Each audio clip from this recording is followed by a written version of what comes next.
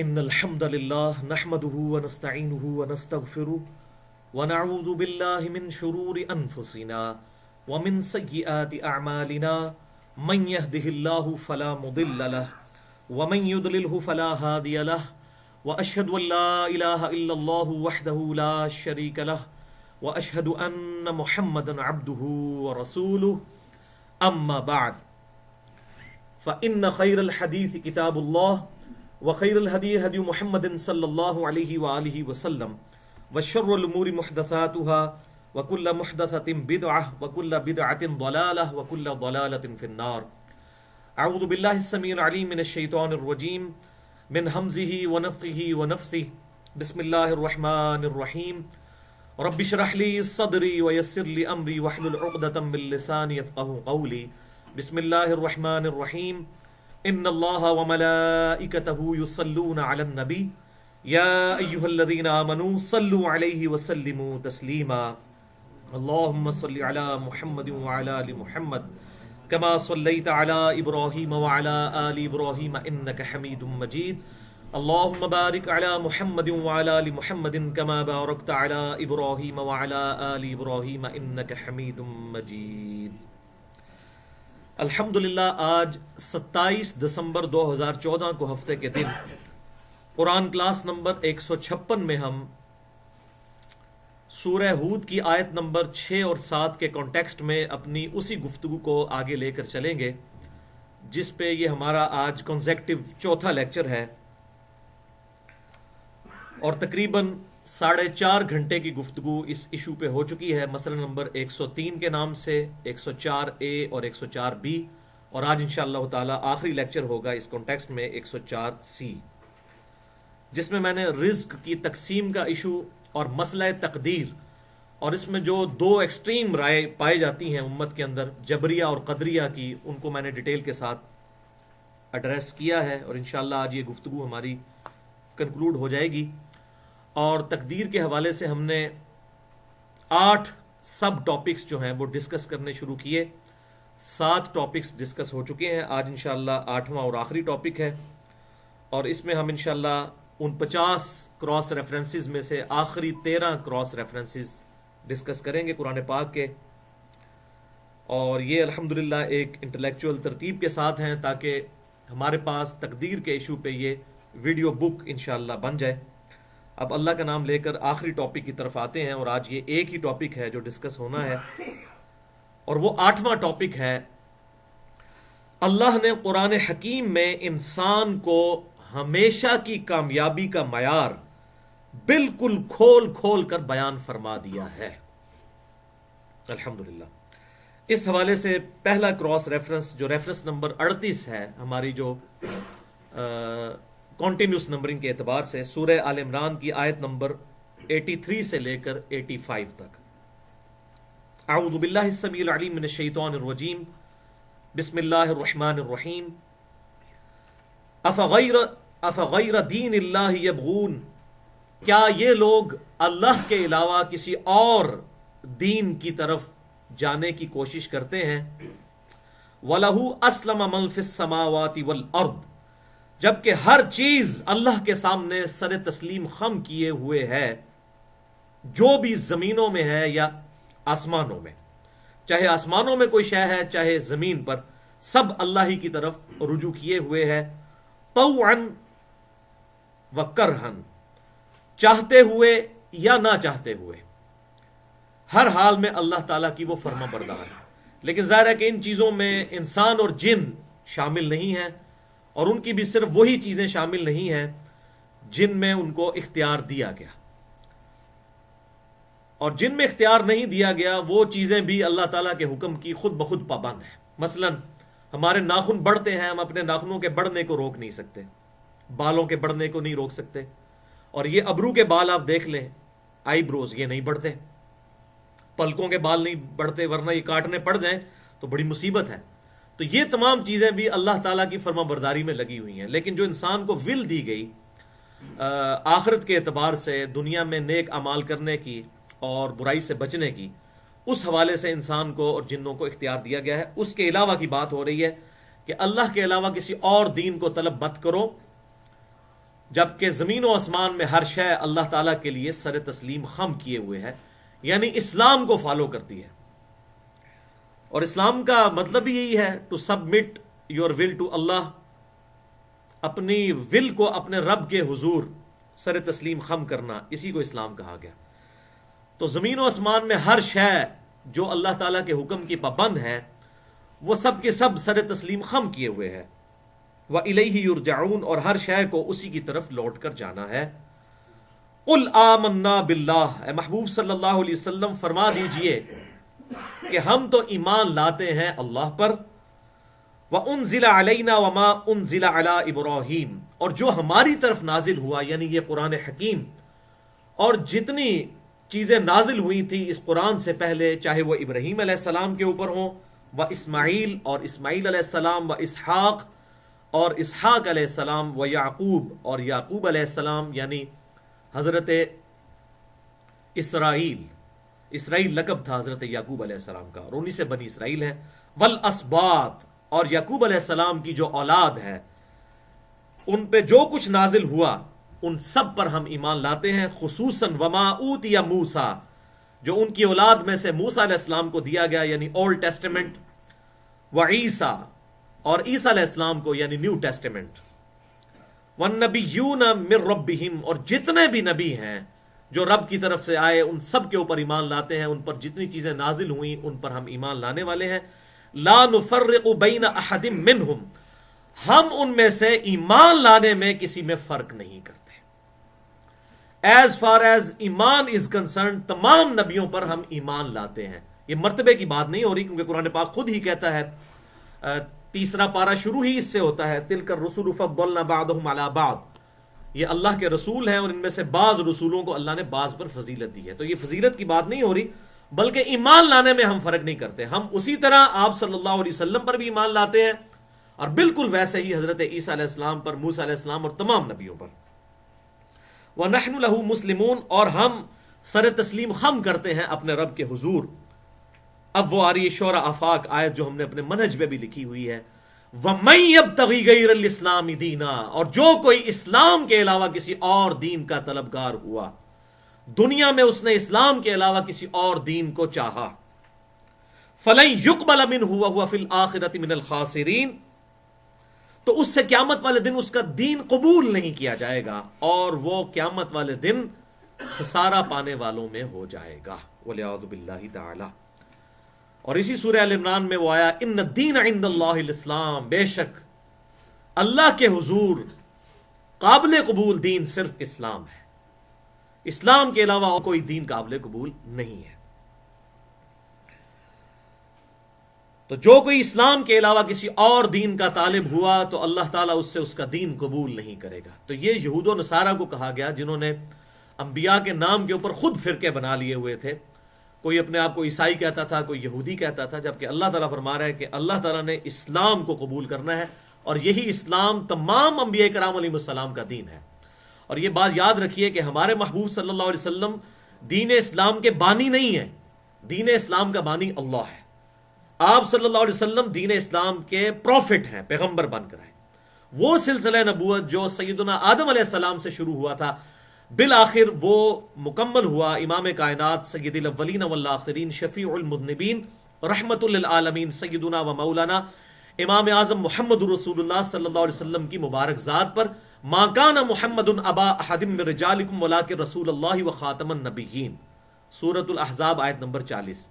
محمد صلی اللہ علیہ وسلم تم مردوں میں سے کسی کے باپ نہیں ہیں بلکہ وہ تو اللہ کے رسول اور سلسلہ نبوت کی مہر ہیں، خاتم بھی ہیں اور خاتم بھی ہیں، ختم فرمانے والے بھی ہیں سلسلہ نبوت کو اور اس کی مہر بھی ہیں. اور مہر ڈاکومنٹ کے اینڈ پہ لگتی ہے جس کا مطلب ہوتا ہے کہ اب اس ڈاکومنٹ میں کوئی اور چیز ایڈ کرنا جرم ہے. بہرحال اس حوالے سے جو قادیانیوں کا اعتراض ہے اس پہ میں نے بڑی ڈیٹیل سے گفتگو کی ہے، تقریباً 40 منٹ کی.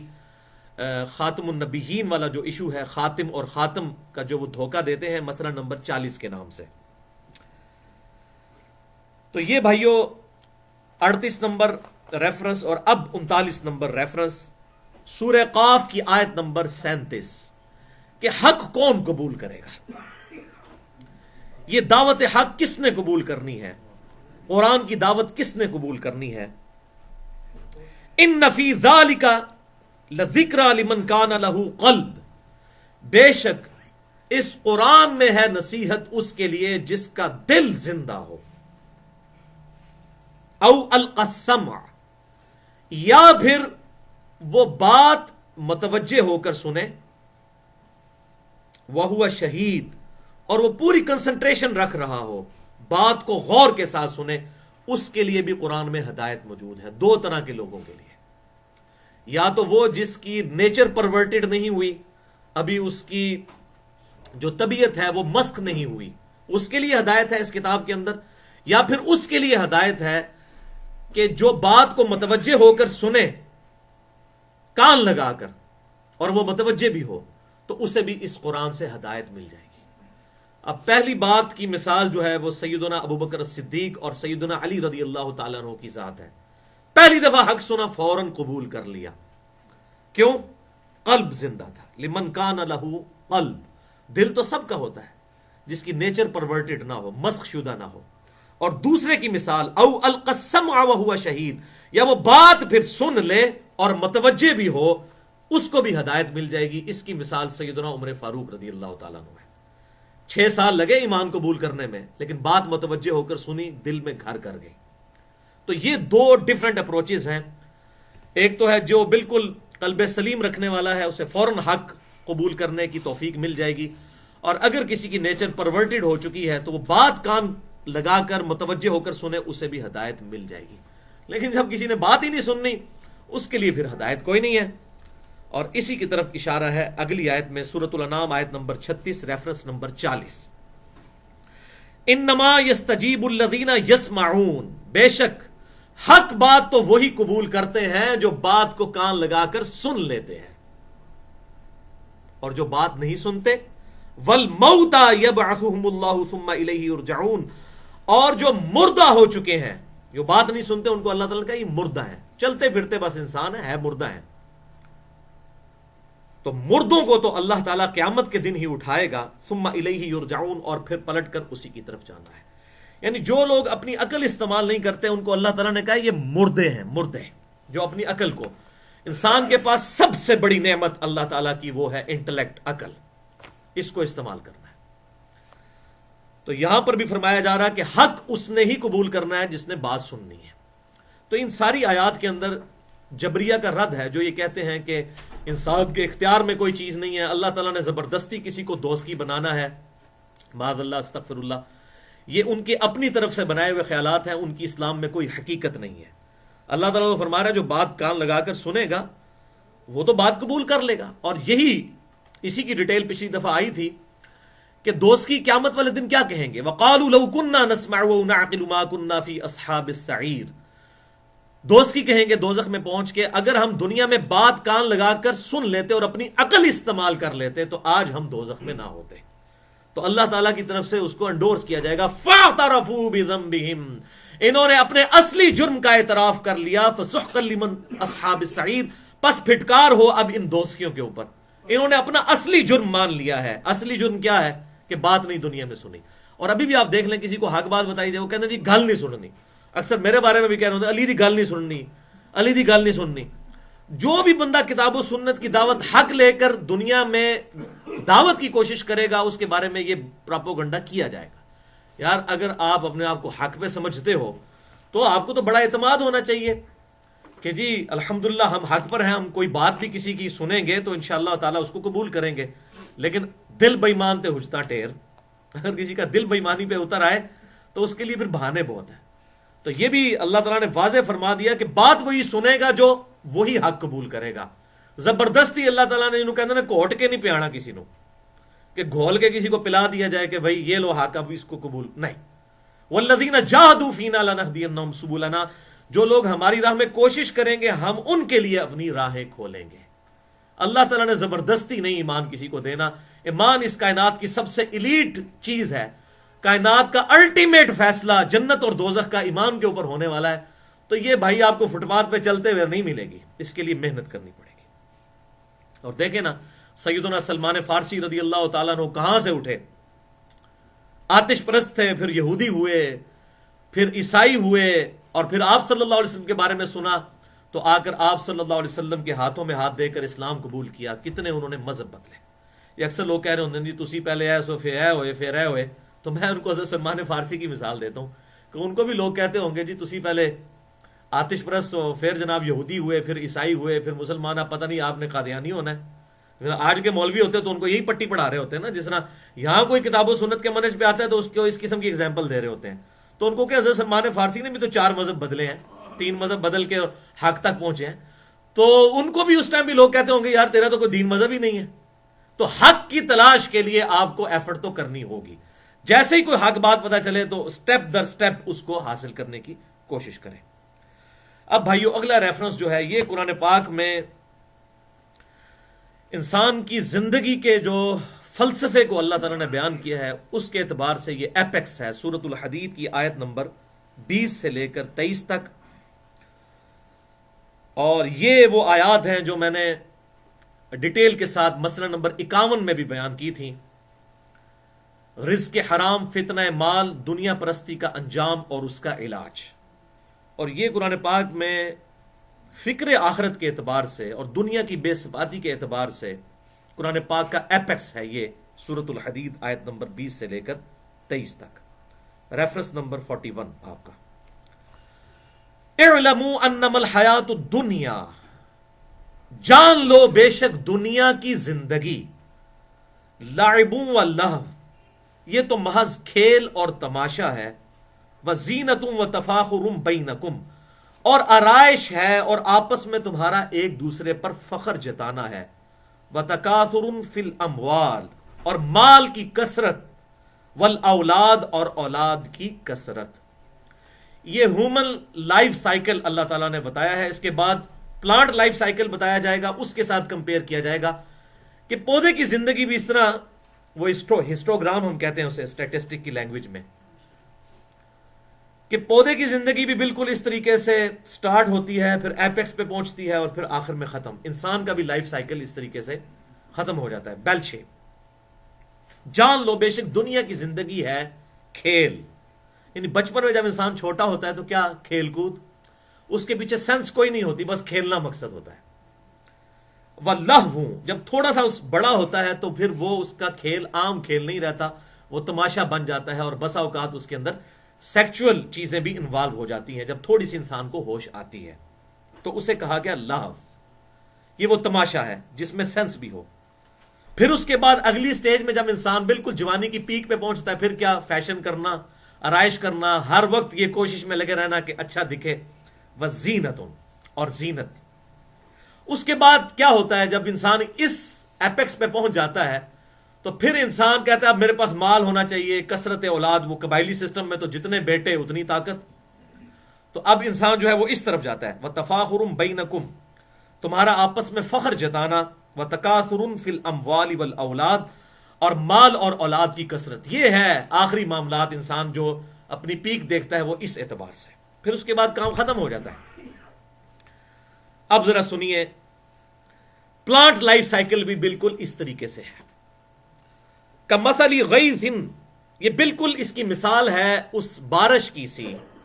اعجب الکفار نباتہ، جو کہ کسان کو خوش کر دیتی ہے جب وہ اس کے پودے کو اگاتی ہے. ثم یہیج، اس کے بعد وہ پودا پک جاتا ہے، وہ فصل پک کر تیار ہو جاتی ہے، گندم کی فصل. فتراہ مصفرا، پھر تم دیکھتے ہو اس کو زرد. یہ کسان دیکھ کے خوش ہوتا ہے کہ میں نے جو محنت کی تھی وہ رنگ لائی، پوری پیک پہ پہنچ جاتی ہے. لیکن پھر اینڈ کیا ہوتا ہے؟ ثم یکون حطاما، اس کے بعد وہ چورا چورا ہو جاتی ہے، بھوس بن جاتی ہے. جب ظاہر ہے کہ کاٹ لی جاتی ہے فصل اور بالکل زمین کے اوپر بھوسا رہ جاتا ہے. انسان بھی الٹیمیٹلی اس طریقے سے اپنا لائف سائیکل گزار کے زمین تک پہنچ جاتا ہے. لیکن وفی الآخرۃ عذاب شدید، یہ دنیا میں تو سب نے لائف سائیکل یہی گزارنا ہے، چاہے کوئی بڑے سے بڑا انسان ہے یا کوئی چھوٹے سے چھوٹا انسان ہے. لیکن آخرت برابر نہیں ہے. وفی الآخرۃ عذاب شدید، تو آخرت میں یا تو شدید عذاب ہونے والا ہے، دیکھیں عذاب کا ذکر پہلے کیا. وَمَغْفِرَةٌ مِّنَ اللَّهِ وَرِضْوَانٌ، یا پھر دوسری صورتحال یہ ہوگی کہ اللہ تعالیٰ کی طرف سے مغفرت ہوگی اور اس کی رضامندی ہوگی. وَمَا الْحَيَاةُ الدُّنْيَا إِلَّا مَتَاعُ الْغُرُورِ، اور دنیا کی زندگی تو نہیں ہے مگر دھوکے کا سامان. والعیاذ باللہ تعالی. اب اللہ تعالیٰ کی طرف سے پوری انسانیت کو دعوت ہے. سابقوا الی مغفرۃ من ربکم، اے لوگو دوڑ لگا دو اپنے رب کی مغفرت کے حصول کے لیے. وجنت عرضها كعرض السماء والارض، اور اس جنت کے حصول کے لیے کہ جس کی چوڑائی زمین و آسمان کے فاصلے کی طرح. اتنی بڑی جنت. اعدت للذین آمنوا، لیکن وہ تو سجائی گئی ہے، تیار کی گئی ہے ان کے لیے جو ایمان لائیں. باللہ، اللہ پر، ورسلہ، اور اس کے رسولوں پر. ذالک فضل اللہ یؤتیہ من یشاء، یہ اللہ کا فضل ہے وہ جسے عطا فرمائے.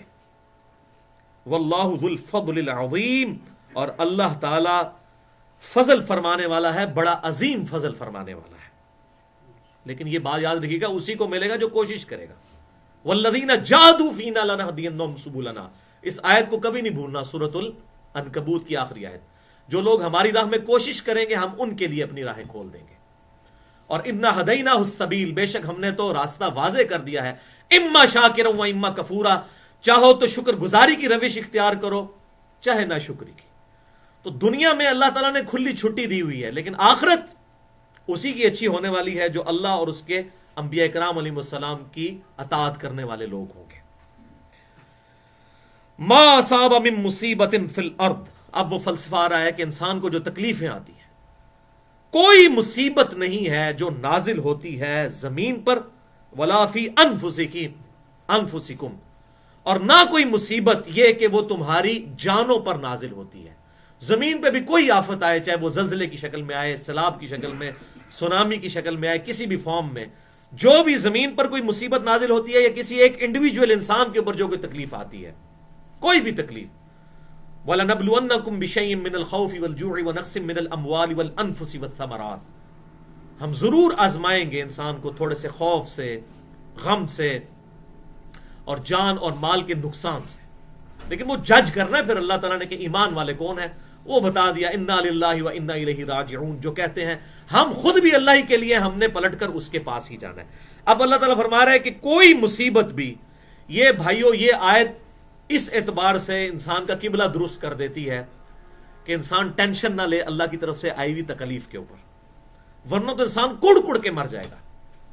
جو سیدنا علی کا قول ہے کہ میں نے اپنے ارادوں کے ٹوٹنے سے اللہ کو پہچانا. اللہ تعالیٰ فرما رہا ہے کوئی مصیبت بھی چاہے زمین پر آئے یا کسی کی جان پر، الا فی کتاب من قبل ان نبرأہا، وہ تو لوح محفوظ میں اللہ نے پہلے ہی لکھ لی ہوئی ہے، اس سے پہلے کہ اللہ تعالیٰ اس مصیبت کو پیدا کرے. یعنی وہ پلانڈ ہے. انسان پہ جو حالات و واقعات آنے ہیں نا، وہ پلانڈ ہے. اللہ یہ ہے تقدیر.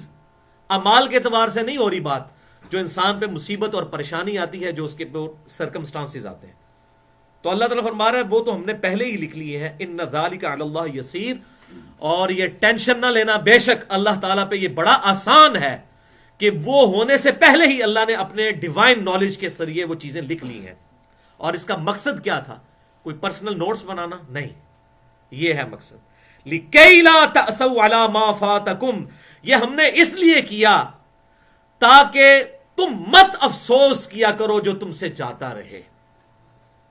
وَلَا تَفْرَحُوا بِمَا آتَاكُمْ، اور مت اکڑا کرو اس پر جو تمہیں دے دیا جائے. یہ نہ سمجھو کہ یہ میرا کمال ہے. کس کو غریب رکھا تو اس نے رکھا، کسی کو دے کر ازمایا، کسی سے لے کر ازمایا.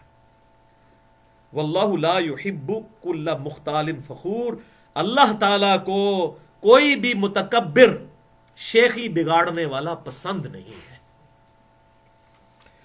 یہ بھائیو کڑ کڑ کے انسان مر جائے اگر یہ آیات نہ ہو قرآن پاک میں. اور یہ آیت قرآن پاک میں اور کہیں نہیں آئی سوائے سورۃ الحدید کے، کہ جتنی تکلیف اس زمین پر آئیں یا انسانوں پر، اللہ کے خلاف کبھی بھی دل میں شکوہ نہ آئے. یہ اللہ تعالیٰ نے انسان کو آزمانا ہے.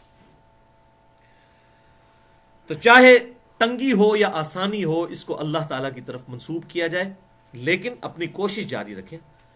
اور رزق کے حوالے سے چونکہ میں گفتگو ڈیٹیل سے پہلے کر چکا ہوں، مسئلہ نمبر 103 اسی کے کانٹیکسٹ میں، وہ جسے شوق ہو تو وہ دوبارہ دیکھے تو اب اسے یہ باتیں انشاءاللہ سمجھ آئیں گی. اس میں بھی میں نے یہ آیت کوٹ کی تھی کراس ریفرنس کے طور پر. تو یہ اللہ تبارک و تعالیٰ نے قیامت تک ہونے والے جو حالات ہیں ان کو اپنے ڈیوائن علم کے ذریعے پہلے ہی لوح محفوظ پہ لکھ لیا ہے. یہ تکالیف کا آنا یہ اللہ تعالیٰ کی طرف سے واقعی پری پلانڈ ہوتا ہے. کسی کی جوان اولاد کا لے لینا، کسی کو جوانی میں بیوہ کر دینا، کسی کو لا علاج مرض کا ہو جانا، یہ تمام ایشوز اللہ تعالیٰ کی طرف سے پری پلانڈ ہے. لیکن جہاں تک اعمال کا تعلق ہے وہ ایسے نہیں ہے کہ ان کو اللہ کی طرف منسوب کیا جائے اس حوالے سے کہ یہ اللہ تعالیٰ نے کروایا انسان سے. اب اس کو ایک مثال سے آپ سمجھ لیں، بغیر اس کے ریزیمبلنس کیے، بغیر اینالوجی بنائے ہوئے. کوئی اگر کالج کا اسٹوڈنٹ ہے اور وہ پورا سال نہیں پڑھتا، at the end of the day جب پیپر قریب آتے ہیں تو اس کا ٹیچر اسے بلا کر پروفیسر کہتا ہے کہ بیٹا تو نے اس دفعہ فیل ہو جانا ہے، اور واقعی وہ فیل بھی ہو جاتا ہے. تو جب وہ فیل ہو جائے گا وہ کیا کہے گا کہ میں نے اس لیے فیل ہوا کہ ٹیچر نے کہا تھا کہ تو نے فیل ہو جانا ہے، یا اس لیے کہ اپنے اس کے کرتوت ہی ایسے تھے. کوئی بھی بیوقوف بھی یہ نہیں کہے گا کہ ٹیچر کی وجہ سے فیل ہوا. اب اس کو اس اعتبار سے دیکھیں کہ اللہ تعالیٰ کا جو ڈیوائن نالج ہے وہ مستقبل کو پہلے ہی فورسی کر لیتا ہے، بالکل ٹائنیز ڈیٹیل تک. تو اللہ تعالیٰ نے اپنے پاس تقدیر میں یہ ریکارڈ لکھ لیا کہ یہ ہوگا. ہم اس لکھے ہوئے کے پابند نہیں ہیں، بلکہ جو ہم نے کرنا تھا اپنی مرضی سے وہ اللہ نے پہلے ہی جانچ لیا کہ یہ ہوگا، اور وہ اختیار اللہ تعالیٰ کے پاس ہے. یہ اس نے اپنے علم میں یہ چیز نوٹ کر لی ہوئی ہے. لیکن معاذ اللہ استغفر اللہ، یہ انسان پہ ظلم نہیں ہے کہ انسان جو ہے وہ جو عمال کر رہا ہے تو وہ روبوٹ کی طرح ڈرائیو ہو رہا ہے کہ وہ کرتا جا رہا ہے. یہی تو ہم پچھلے 3 لیکچر سے ڈسکس کر رہے ہیں. تو اب اس حوالے سے جبریہ کا جو نظریہ ہے وہ کہتے ہیں نہیں، اللہ تعالیٰ زبردستی انسان کو دوزخ میں ڈالتا ہے اور زبردستی اس سے وہ برے اعمال بھی کرواتا ہے، انسان کا کوئی اختیار نہیں ہے.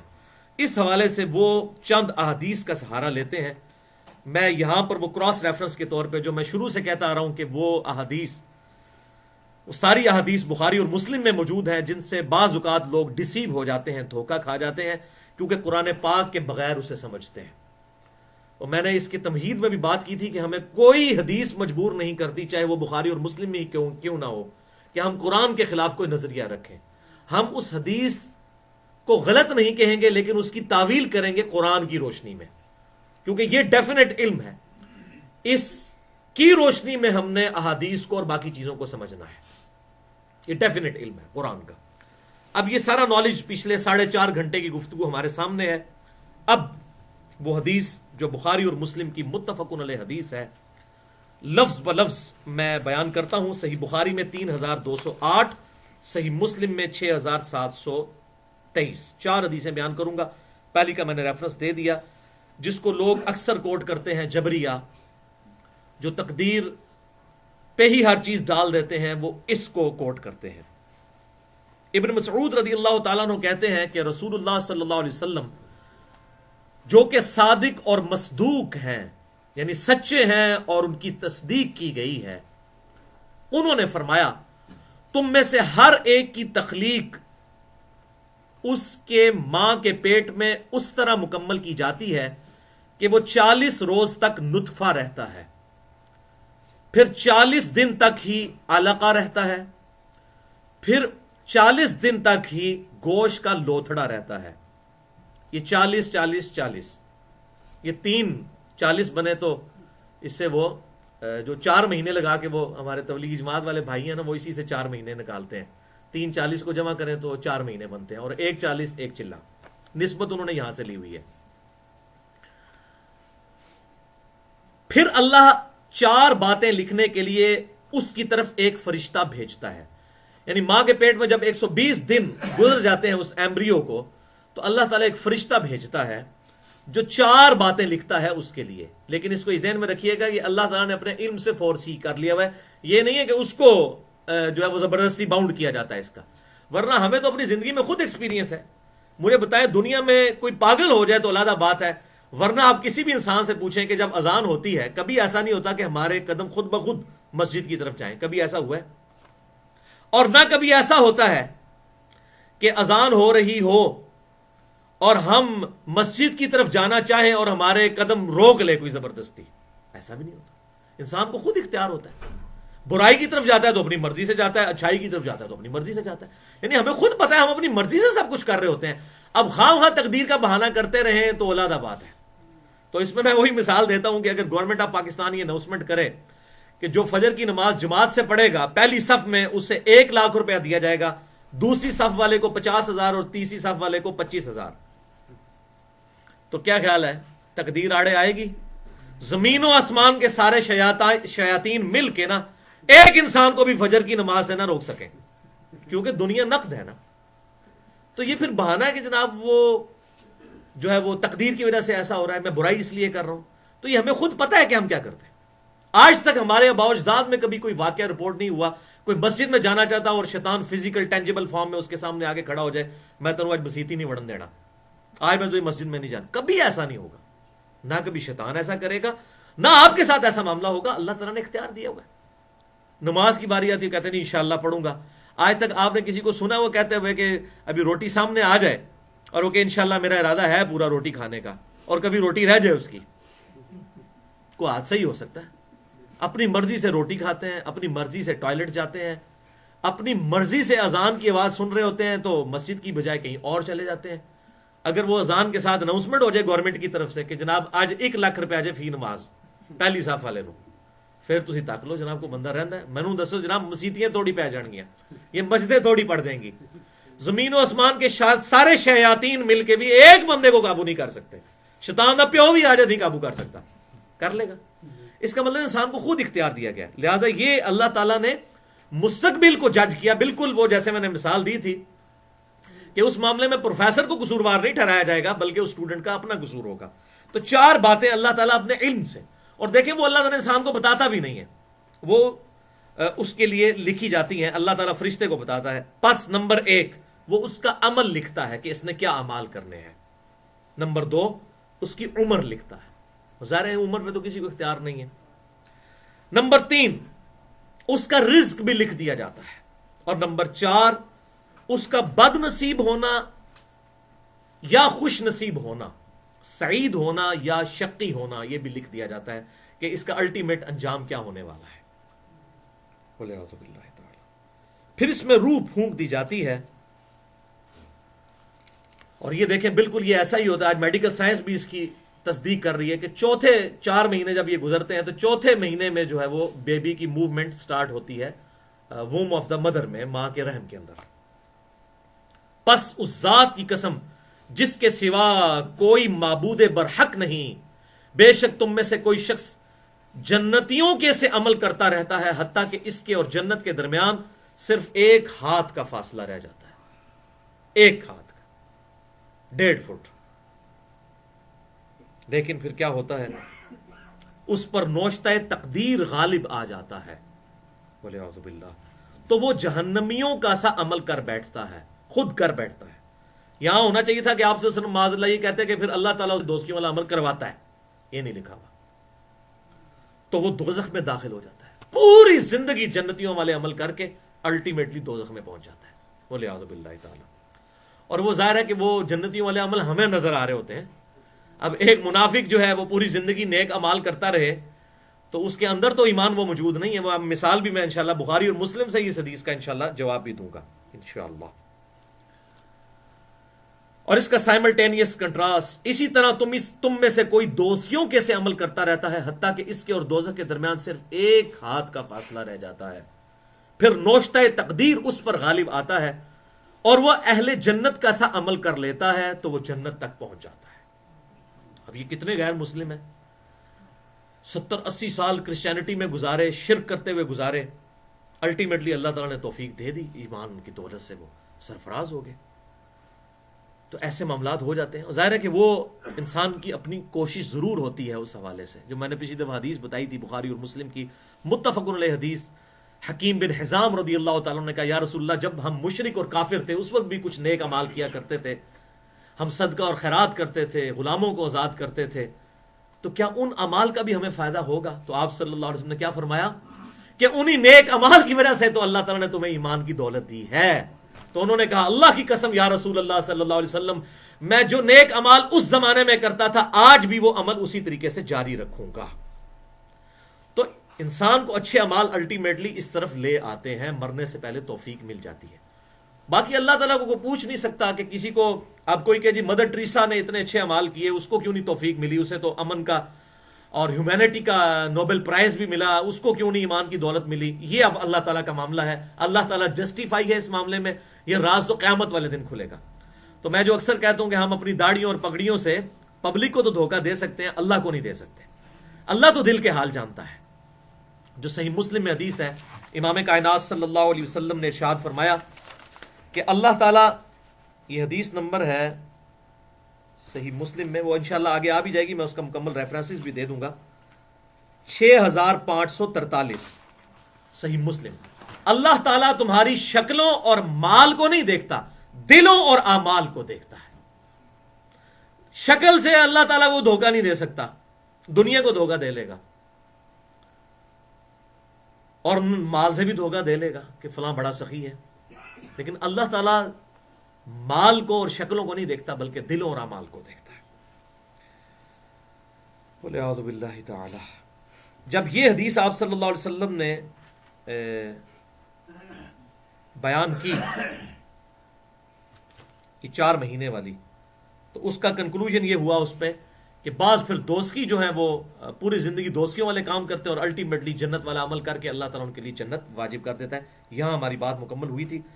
اب اسی کانٹیکسٹ میں حدیث جس سے اس کا جواب دوں گا وہ صحیح بخاری اور مسلم کی متفق علیہ حدیث ہے۔ صحیح بخاری میں اس کے 3 طرق موجود ہیں۔ انٹرنیشنل نمبرنگ کے مطابق 3062 نمبر حدیث بخاری سے، جو مسلم میں بھی موجود ہے۔ میں وہ بیان کرتا ہوں کہ غزوہ خیبر کے موقع پر ایک شخص جو کہ مسلمانوں میں شامل تھا، آپ صلی اللہ علیہ وسلم کا صحابی تھا، قانوناً صحابی تھا، ظاہر اہل ایمان، اس نے کافی کافروں کو قتل کیا اور بڑے بہادری کے جوہر دکھائے۔ بخاری اور مسلم دونوں میں یہ حدیث موجود، صحیح بخاری 3062 نمبر۔ لیکن آپ صلی اللہ علیہ وسلم نے ارشاد فرمایا کہ یہ دوستی ہے۔ بولے اعوذ باللہ تعالی۔ اب صحابہ کہتے ہیں قریب تھا کہ ہمارا ایمان ڈاواں ڈول ہو جائے کہ وہ شخص تو اتنی بے جگری سے لڑ رہا ہے، یہ کیسے دوستی ہو سکتا ہے؟ اور صحابہ میں یہ بات بھی مشہور ہو گئی کہ وہ مر گیا ہے، تو آپ صلی اللہ علیہ وسلم نے فرمایا اللہ کی قسم وہ دوستی ہے۔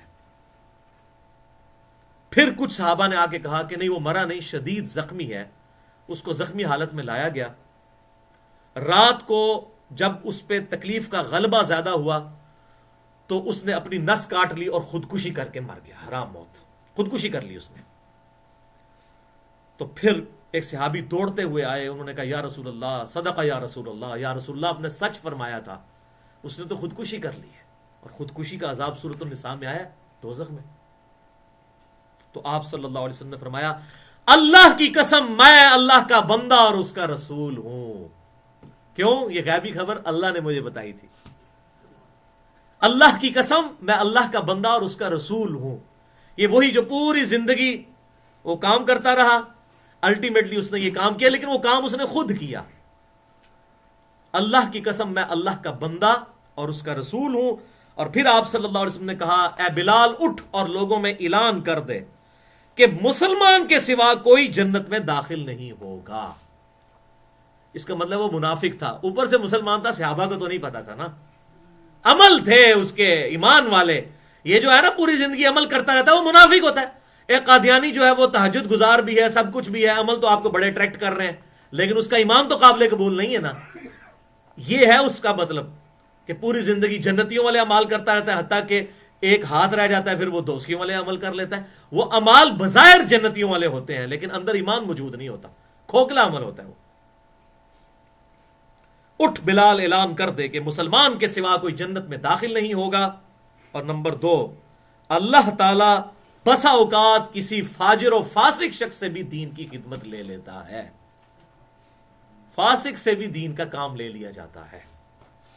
وہ بڑے بڑے مسلمانوں کے فاسق حکمران گزرے ہیں جنہوں سے بڑے بڑے اچھے کام بھی اللہ تعالیٰ نے لے لیے۔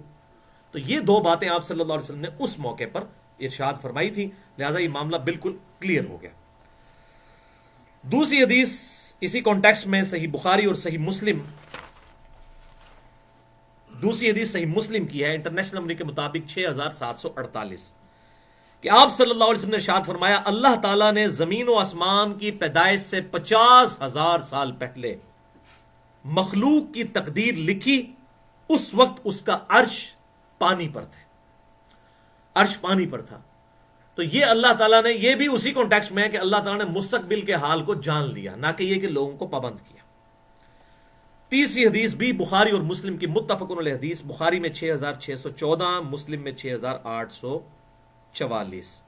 اور یہ اکثر لوگ پیش کرتے ہیں، یہ بڑی حیران کن روایت ہے، لیکن اب انصاف کا تقاضا ہے، میں اسے ضرور بیان کروں اور اسے قرآن کی روشنی میں انشاءاللہ سمجھیں گے. ہمیں کوئی بات مجبور نہیں کرتی ہم کہ قرآن حکیم کے خلاف کوئی اور عقیدہ رکھیں. حضرت ابو ہریرہ رضی اللہ تعالیٰ بیان کرتے ہیں کہ نبی صلی اللہ علیہ وسلم نے فرمایا کہ آدم علیہ السلام اور موسیٰ علیہ السلام نے اپنے رب کے ہاں مناظرہ اور مباحثہ کیا. یہ اللہ تعالیٰ نے کوئی اسپیشل میٹنگ ارینج کی. موسیٰ علیہ السلام کی خواہش تھی کہ میں آدم علیہ السلام سے ملنا چاہتا ہوں، تو وہ ایک میٹنگ ارینج ہوئی. اس کی کیفیت ہمیں نہیں پتا. تو آدم علیہ السلام اور موسیٰ علیہ السلام کے درمیان ایک ڈیبیٹ ہوئی. تو آدم علیہ السلام موسیٰ علیہ السلام پر غالب رہے. موسیٰ علیہ السلام نے عرض کی کہ آپ آدم علیہ السلام ہیں جنہیں اللہ نے اپنے ہاتھ سے تخلیق فرمایا، اس میں اپنی روح پھونکی، اپنے فرشتوں سے آپ کو سجدہ کروایا، آپ کو اپنی جنت میں بسایا، پھر آپ نے خطا سے لوگوں کو زمین پر اتروا دیا. آدم علیہ السلام نے فرمایا، اب ظاہر ہے اتنا بڑا ٹانٹ ہوئی تو انہوں نے اب اس کا جواب بھی الزامی طور پر دیا.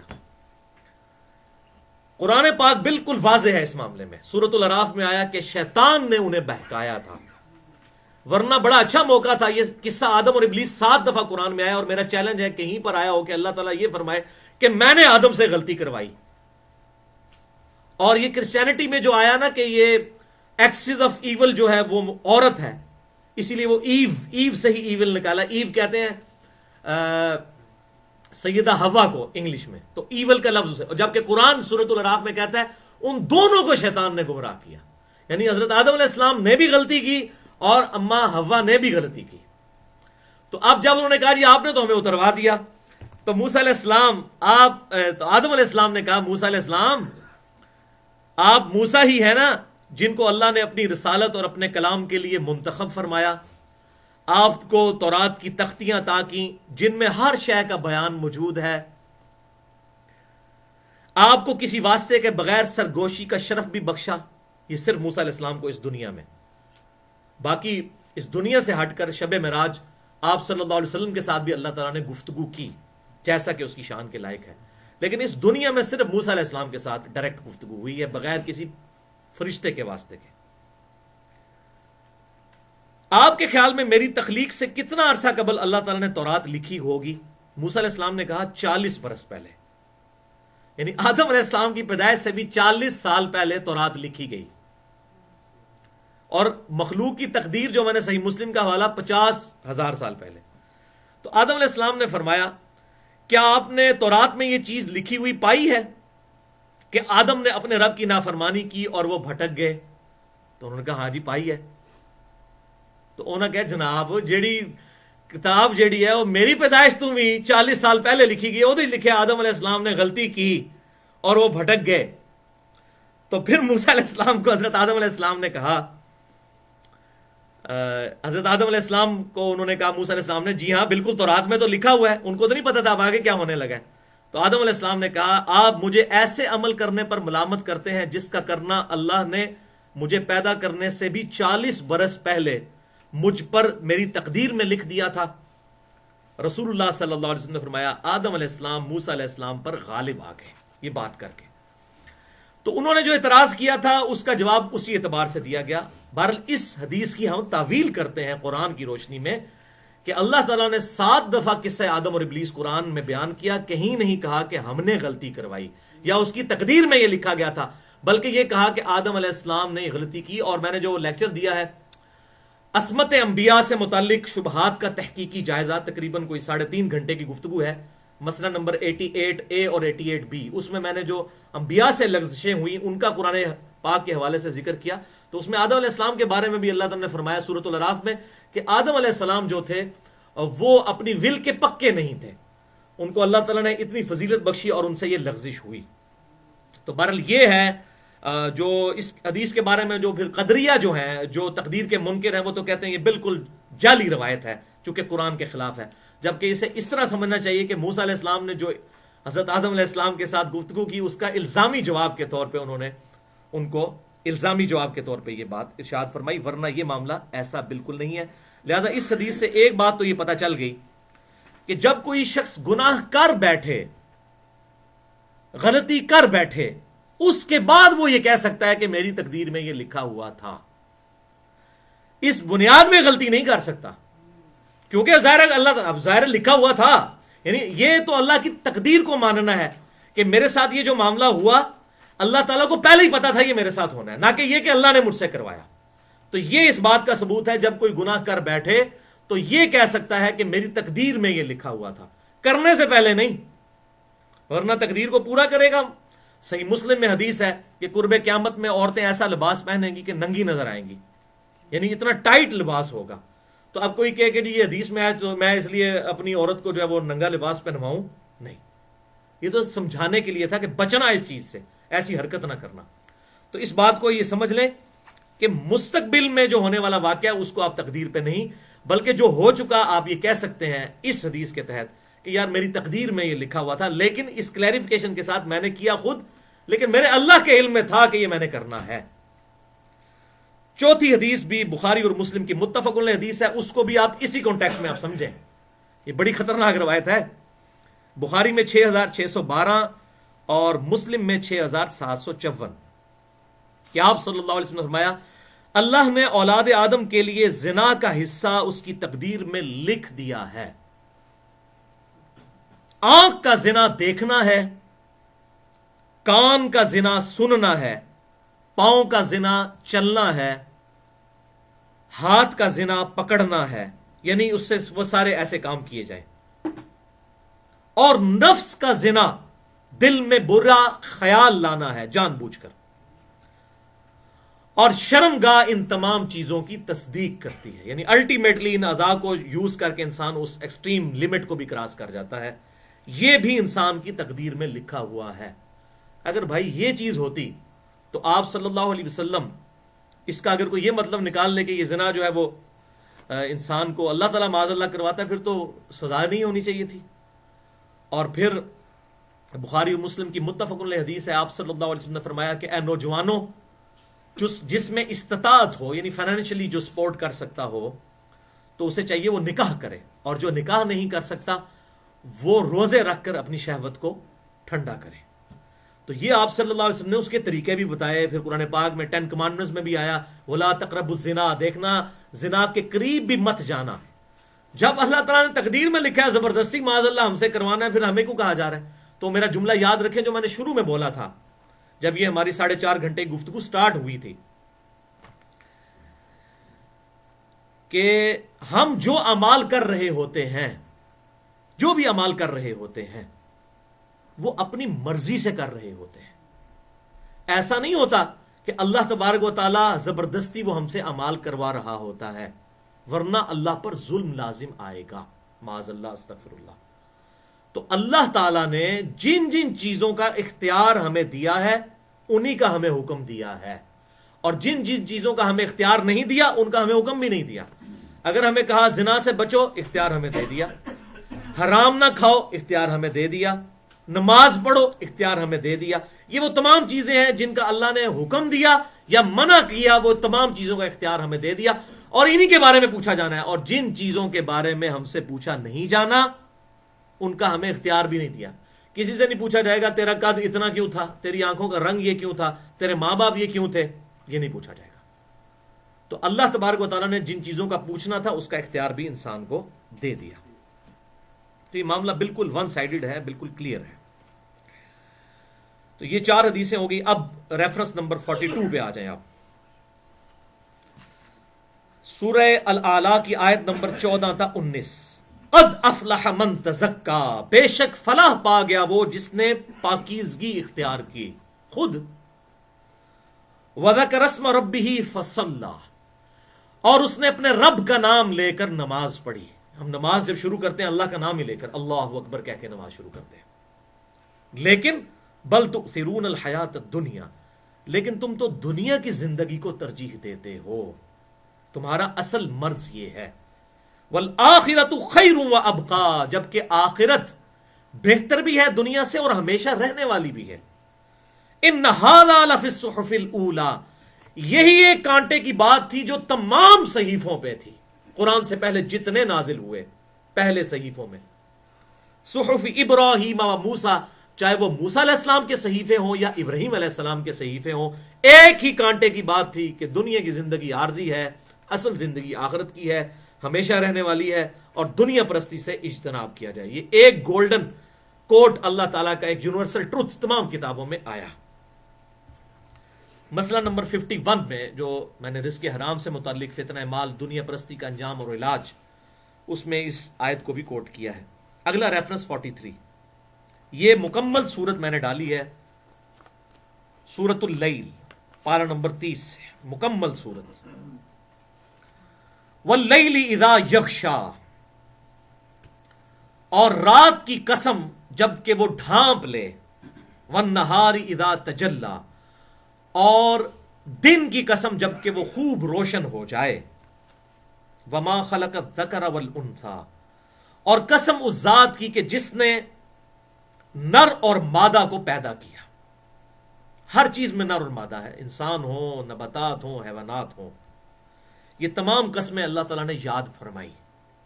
اب یہ قسمیں کیوں یاد فرمائی گئیں، اللہ تعالیٰ کیوں غیر اللہ کی قسم یاد فرماتا ہے، یہ بڑی ٹیکنیکل گفتگو ہے. آلریڈی اس پہ میں 1 گھنٹے کا لیکچر دے چکا ہوں، مسئلہ نمبر 68، قسم اور کفارہ کے احکام و مسائل.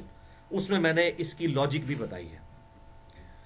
ان سعیکم لشتی، بے شک تمہاری کوششیں مختلف ہیں. ایک طرح کے لوگ کون ہیں؟ فَأَمَّا مَنْ أَعْطَى وَاتَّقَى، پس تم میں سے جس نے اللہ کی راہ میں مال خرچ کیا، وَاتَّقَى، اور تقوی اختیار کیا، ڈر گیا اللہ سے. وَصَدَّقَ بِالْحُسْنَى، اور ہر اچھائی کی چیز کی اس نے تصدیق کر دی، عمل سے بھی عقیدے میں بھی. جو بھی اچھائی اس کو نظر آئی اس نے اڈاپٹ کر لیا. یہ 3 نشانیاں جس میں آئیں. اللہ کی راہ میں مال خرچ کیا، جو سب سے بڑی مصیبت ہے، آزمائش ہے، نمبر 1. نمبر 2، تقوی اختیار کیا، آخرت کا ڈر اس کے دل میں آیا. اور نمبر 3، اس نے ہر اچھی بات کی تصدیق کی. فَسَنُيَسِّرُهُ لِلْيُسْرَى، تو اللہ تعالیٰ ان قریب اسے آسانی کے راستے پر، ہمیشہ کی راحت کے راستے پر چلا دے گا. اب یہاں پر خود اللہ تعالیٰ کہہ رہا ہے کوشش خود کی ان 3 چیزوں کی. اب دوسری طرف سائملٹینیس کنٹراسٹ. وَأَمَّا مَنْ بَخِلَ وَاسْتَغْنَى، اور جس نے کنجوسی کی، وہاں تھا مال خرچ کیا، یہاں کنجوسی کی. وَاسْتَغْنَى، اور بے پرواہی کی زندگی گزاری، کوئی پرواہ نہیں، وہ تک ہی جائے گی جی، اے جہاں مٹھا اگلا کس نے ڈٹھا. بے پرواہی کی زندگی گزاری، کوئی چیز سیریس نہیں لی. اور دوسری طرف وہ تھا جس نے تقوی، فوراً بات سنی ڈر گیا، یار پکڑا جاؤں گا. اور یہاں پر بے پرواہی کی زندگی گزاری. وَكَذَّبَ بِالْحُسْنَى، اور ہر اچھی بات کو جھٹلا دیا.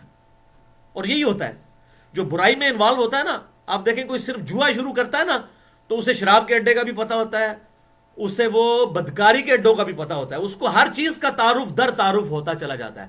اور دوسری طرف جو نیکی کے راستے پہ چلنے والے لوگ ہیں، ان کو جیسی کوئی اچھی بات پتہ چلتی ہے، اچھا جی فلاں جگہ بھی درس قرآن ہوتا ہے، اچھا میں وہاں پر بھی جاؤں، اچھا وہ فلاں بندہ بھی حدیث کا درس دیتا ہے، میں وہاں پر بھی جاؤں.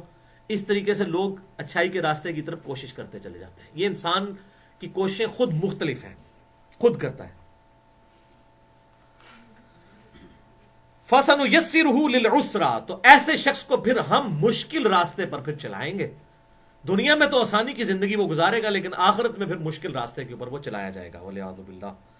وَمَا يُغْنِي عَنْهُ مَالُهُ إِذَا تَرَدَّى، اور پھر ایسے شخص کو اس کا مال قیامت والے دن اس گڑھے میں گرنے سے نہیں بچا سکے گا. ان علینا للہدی، بے شک ہمارے ہی ذمہ ہے ہدایت کا راستہ واضح کرنا.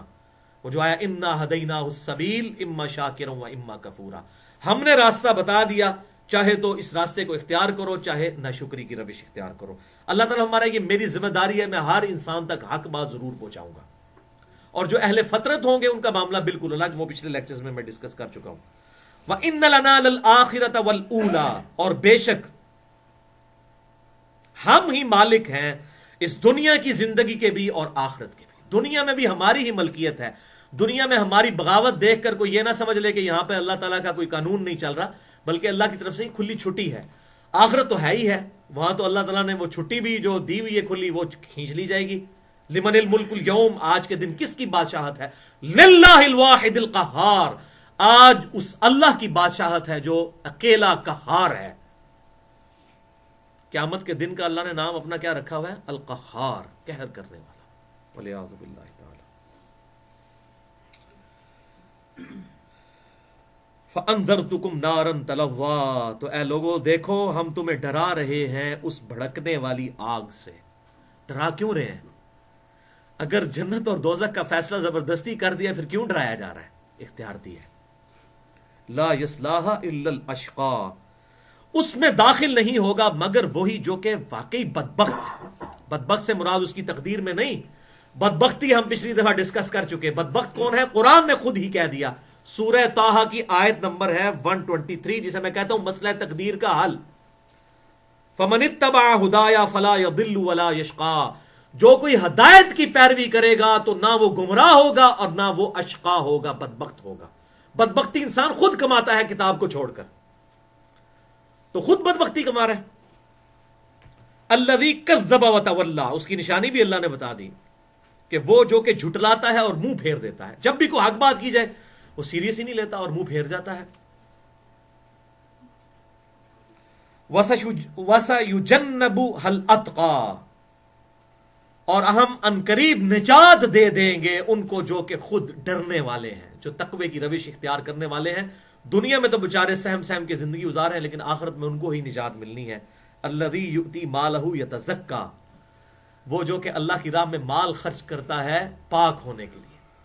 بھائی جی جیب ڈھیلی کیتے بغیر اللہ نے خوش نہیں ہونا، کیونکہ یہ جو مال کی محبت ہے نا، یہی انسان کو اللہ سے غافل کرتی ہے. دیکھ لیں کتنا اس پہ میں نے بڑی ڈیٹیل سے جو زکوٰۃ کے اوپر گفتگو کی تھی، مسئلہ نمبر 95A اور B، اس کا جو پہلا لیکچر ہے 1.5 گھنٹے کا 95A، وہ ہے ہی اس پہ کہ اللہ کی راہ میں خرچ کرنا اس کی کتنی امپورٹنس ہے کتاب و سنت میں.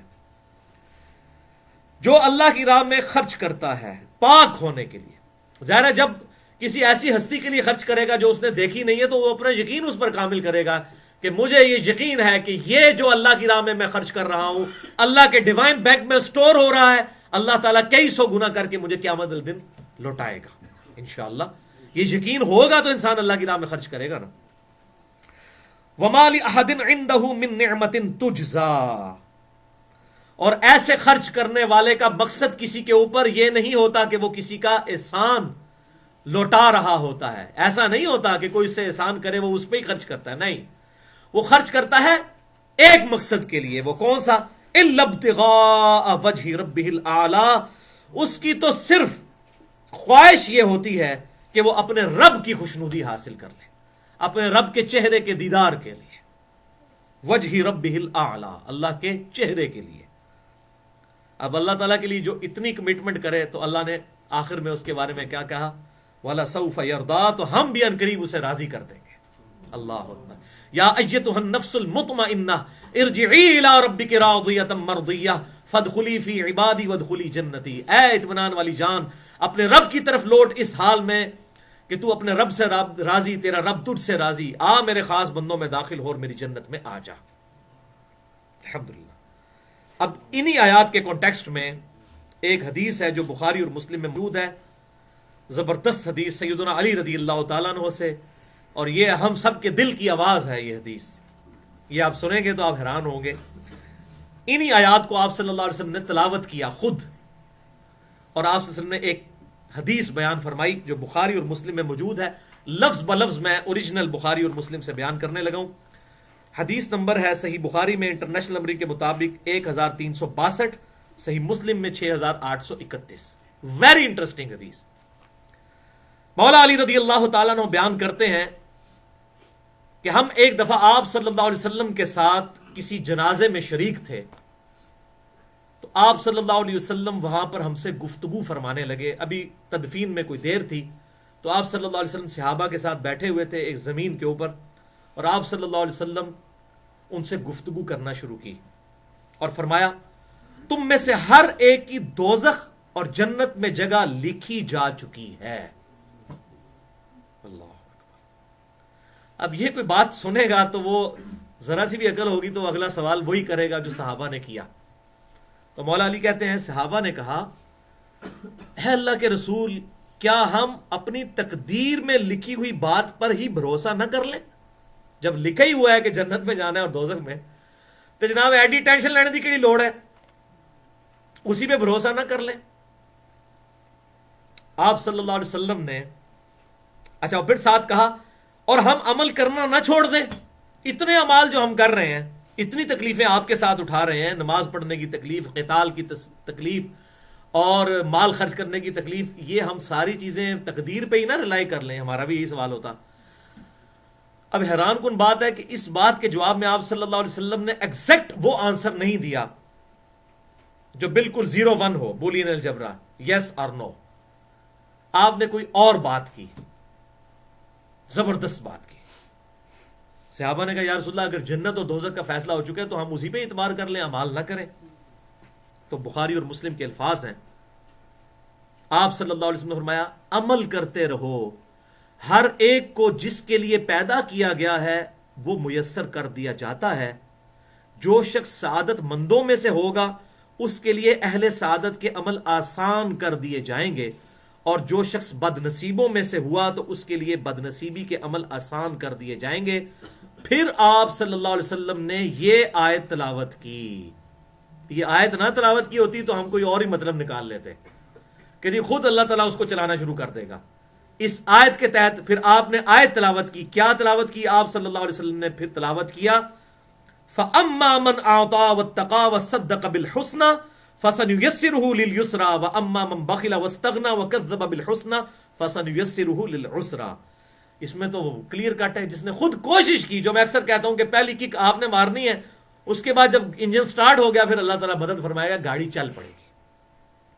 تو آپ کوشش کرو. آپ صلی اللہ علیہ وسلم نے یہ نہیں فرمایا کہ کوشش نہ کرو. ظاہر ہے کوشش انسان نے خود کرنی ہے، پھر وہ نیک بندے کے لیے خود نیکی کے کام آسان ہوتے چلیں گے. جب آپ کوشش کریں گے تو ظاہر ہے والذین جاہدوا فینا لنہدینہم سبلنا، جو لوگ ہماری راہ میں کوشش کریں گے ہم اپنی راہیں ان کے لیے کھول دیں گے. یہ بالکل اسی فارم میں ہے.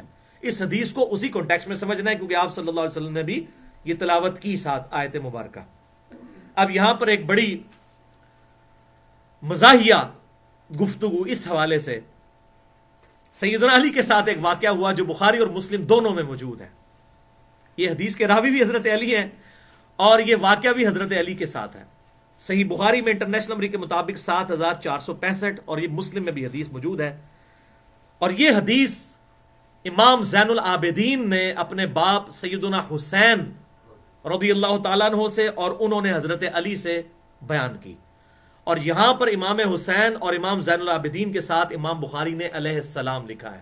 علیہ السلام، یہ ایک اور دلیل علیہ السلام کی. صحیح بخاری 7465. ان کے نام جب آئے پھر لکھا علیہ السلام. امام زین العابدین اپنے باپ حسین علیہ السلام سے روایت کرتے ہیں کہ حضرت علی کہتے ہیں کہ ایک دن تہجد کے وقت آپ صلی اللہ علیہ وسلم مجھے اٹھانے کے لیے آئے. تو ہم سوئے ہوئے تھے تو آپ صلی اللہ علیہ وسلم نے ہمیں نیند سے بیدار کیا کہ اٹھو نفل ادا کرو. ظاہر ہے وہ فرض نماز تو نہیں تھی، نفلی عبادت تھی. آپ صلی اللہ علیہ وسلم اپنے اہل بیت کو اٹھایا کرتے تھے. تو سیدنا علی رضی اللہ تعالیٰ جب نیند سے بیدار ہوئے تو آپ صلی اللہ علیہ وسلم کو انہوں نے ایک بات کہی. نبی صلی اللہ علیہ وسلم نے ان کو ڈانٹا کہ تم اٹھے کیوں نہیں ہو؟ تو انہوں نے کہا یا رسول اللہ صلی اللہ علیہ وسلم ہماری جانیں تو اللہ کے قبضے میں ہے، جب وہ چاہتا ہے ہمیں جگا دیتا ہے، جب چاہتا ہے سلائی رکھتا ہے. اب آپ صلی اللہ علیہ وسلم نے اس بات کو ایکسپٹ کیا؟ نہیں. آپ صلی اللہ علیہ وسلم وہاں سے جو ہے ناراضگی کے عالم میں نکلے. اب ان کی بات کو بھی ڈینائی نہیں کیا کیونکہ انہوں نے وہ جو کچھ عمل ہو گیا تھا نا اس کے بعد تقدیر کے اوپر منسوخ کیا. اب آپ صلی اللہ علیہ وسلم کے ساتھ گفتگو یہ ہونی چاہیے تھی کہ یا رسول اللہ علیہ وسلم میں کوشش کروں گا اٹھنے کی. تو آپ صلی اللہ علیہ وسلم وہاں سے گئے اور جاتے ہوئے آپ صلی اللہ علیہ وسلم، حضرت علی کہتے ہیں میں نے دیکھا آپ صلی اللہ علیہ وسلم نے اپنی ران پہ یوں ہاتھ مارا، ایسے پٹ پہ ہاتھ مارا اور پھر آپ صلی اللہ علیہ وسلم نے قرآن پاک کی یہ آیت تلاوت کی وَكَانَ الْإِنسان، اور انسان تو واقع ہوا ہے اکثر جدلا، اکثر جھگڑا کرنے والا. یعنی انسان کو یہ چاہیے کہ وہ اپنی عمل کی درستگی کرے بجائے یہ کہ اپنی تقدیر کی طرف اس کو منسوخ کرے. اب وہاں حضرت آدم علیہ السلام اور موسیٰ علیہ السلام کا جو واقعہ میں نے بیان کیا تھا، وہاں اب آپ کو پتا چلا وہ الزامی جواب کے طور پہ انہوں نے بات کی تھی. اور یہاں پر دیکھیں حضرت علی نے جب یہ کیا تو آپ صلی اللہ علیہ وسلم نے فرمایا کہ انسان تو اکثر پھر جھگڑا کرنے والا واقعہ ہوا ہے، اپنی غلطی ماننی چاہیے بجائے یہ کہنے کے. اور ظاہر غلطی کو گناہ کی اس میں کیٹیگری میں نہیں، فرض نماز نہیں تھی، تہجد کے لیے اٹھانے آئے تھے. اللہ اکبر. تو میں نے پچھلی دفعہ بھی یہ بات کی تھی کہ دنیا میں جتنے کام ہو رہے ہیں وہ اختیار والے جو کام ہیں وہ انسان اور جن اپنی مرضی سے کرتے ہیں، اپنی مرضی سے، اللہ تعالیٰ کی کھلی چھٹی سے، نہ کہ یہ کہ اللہ تعالیٰ نے انسان کو کوئی زبردستی کرواتا ہے وہ کام. ایسا نہیں. اب صبح اٹھنا ہے، آج کل تو بڑی آسانی ہے، الارم لگا کے سوئیں تو آنکھ کھلے گی انشاءاللہ. کیوں نہیں ہوگا؟ کوئی بہت ایک آدھ واقعہ ایسا ہو سکتا ہے، ادروائز تو یوزل پریکٹس میں تو انسان کوشش کرے گا. تو آج کل اٹھنا تو بہت آسان ہے نماز کے لیے. تو دنیا میں جتنے کام ہیں وہ اللہ تعالیٰ کی اجازت سے تو ہو رہے ہیں، لیکن اللہ تبارک و تعالیٰ کی مرضی سے نہیں ہے. اس پہ میں نے پچھلی دفعہ بڑی ڈیٹیل سے گفتگو کی تھی. مرضی اس کی یہی ہے کہ اطاعت اختیار کی جائے، کھلی چھٹی ہے، چاہو تو انکار کرو، چاہے جو ہے وہ اس کو مان لو. اگلا ریفرنس نمبر 44، سورہ بنی اسرائیل آیت نمبر 81 سے لے کر 84 تک. وَقُلْ جَاءَ الْحَقُّ، اور اے محبوب صلی اللہ علیہ وسلم فرما دو کہ حق آ گیا، وَزَهَقَ الْبَاطِلُ، اور باطل مٹ گیا. یہی آیت بخاری میں آتا ہے کہ آپ صلی اللہ علیہ وسلم جب فتح مکہ کے موقع پر خانہ کعبہ میں داخل ہوئے یہی آیت پڑھتے جاتے تھے اور بتوں کو گراتے جاتے تھے اپنی چھڑی مبارک سے.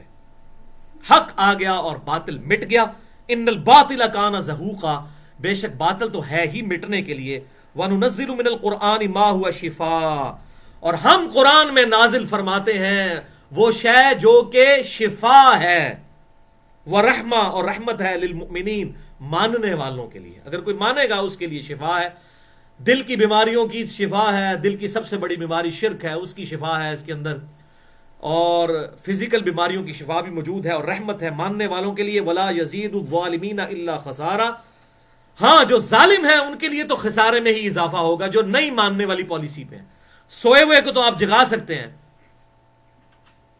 اور جو جان بوجھ کر آنکھیں بند کر کے لیٹا ہے آپ اس کو اٹھائیں گے تو اس کو زیادہ کوفت ہی ہوگی اٹھنے سے. جتنا جگائیں گے اتنی کوفت ہوگی، اس کی نیت ہی نہیں اٹھنے کی.